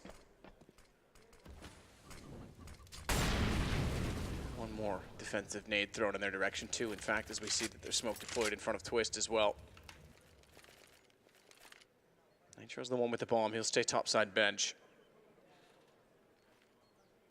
And it's the quad heavy positioning with Daps down below the apartment, Breezy up above, and Fugly to swing off of this. They want to go aggressive. Twist already hits Breezy. That's the high side. That's the man that was on the ledge. He wanted to drop down off of it. Daps does at least respond to Twist, but Fugly's still waiting close. Boost on the flower pot. It's going to work for one. It's also going to give them the bomb. That gives a massive chance given that Daps has also held the backside, but Naf up close with the AWP. And hang on, because Elige, doing what he's done so many times in this game, finds yet another kill on entry. Naf, he's tagged him. He knows it too. He's going to rush him with the pistol. Tries to find the angle. He's got it. He can get a bomb plant in, 58 HP, but Cirque, AWP on AWP, wants to get close. He rushes in. He's got it running and gunning. It's 15-13. We've got another round. Look, props has to be given there. NRG held on to their utility for so much longer in a pressure environment. You saw the clock ticking down. Their reluctance to throw that was the key. force Liquid to push through smokes. They're still laughing. They know they're just one round away. And when you take away that many guns, the buy right now from NRG is going to be absolutely abysmal. Obviously, the loss bonus was building, but still. Timeouts for Liquid this time. So the timeout for Daps gets around. They'll try and do the same in return. Zeus obviously talking over the situation quite energetically. He's been quite vocal during most of the timeouts. He's one of the more vocal coaches during timeout. Sometimes it's the in-game leader that wants to get the point across.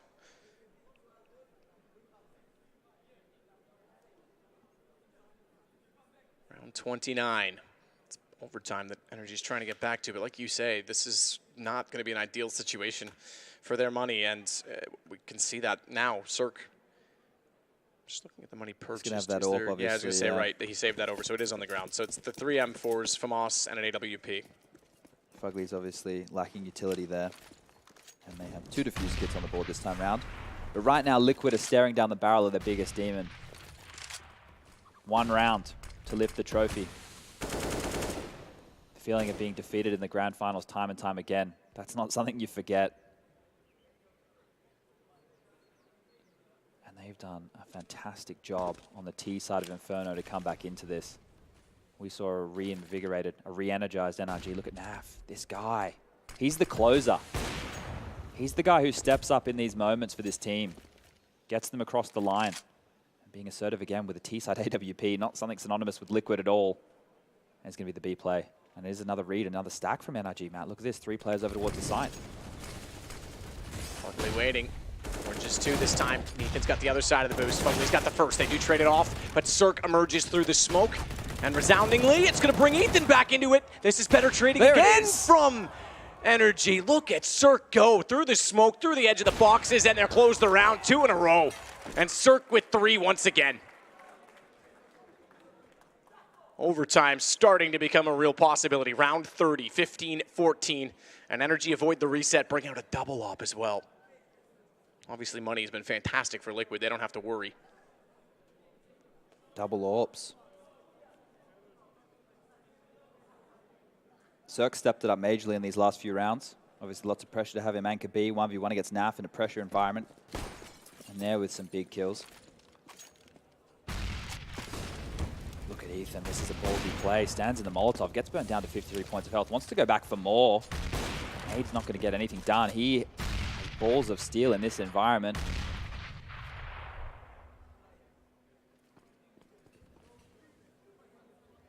Molotov will force him back. There's a shot through the wall. Won't connect any damage. Yeah, he tried to anticipate the position of the thrower. He still can actually use this to his advantage. 5 players inside of Banana. No smoke's down as of yet, and he wants to get an angle, but he's forced inside of the site. So it's going to be both there. No one crossfire set up towards CT. Already Elise is there. Entries again out of Krieg. Of all weapons, he's going to take down Ethan. They swing the new box. Fugly, 13 HP is only good for 1, surely. And he is traded out. It's Liquid with the man advantage. Round 30 to try and close this out. Cirque doesn't, I'm afraid, happen twice quite like that. Tries. He's got the angle still toward new box. They know the op's there, but he overstepped the mark. Why did Taco step out? Gives himself up for absolutely nothing. It's now a 3-on-3 retake. Nitro as well holding out toward Banana. They don't have to worry about that position. He's seemingly checked it already because his attention is fully fixed inside of the site twist. He's the one that has to get caught off. Nitro helps him. Naf's got it. It's all on to Cirque. He was the hero in the last round. He's got to find 3 this time as well. He can't do it. And finally, a finals for Liquid as they'll win it in 2 straight. Incredible comeback on Inferno. That must feel really good to finally lift the trophy once again. Final after final this year. They haven't been able to do so. This time round, they've come into the tournament as the clear favorite, and they haven't disappointed. Have not at all. Again, that's a monkey off the back. They're very relieved. I was talking to Steve, their manager, earlier in the week. This team's been putting so much pressure on themselves to finally get a win. You can see it's certainly something that's taxing, that's cost them dearly in the past. It's something they've had to worry about, but Supernova, a superior performance. The Masters of Malta, Team Liquid at Supernova Malta are your champions in straight sets 2-0.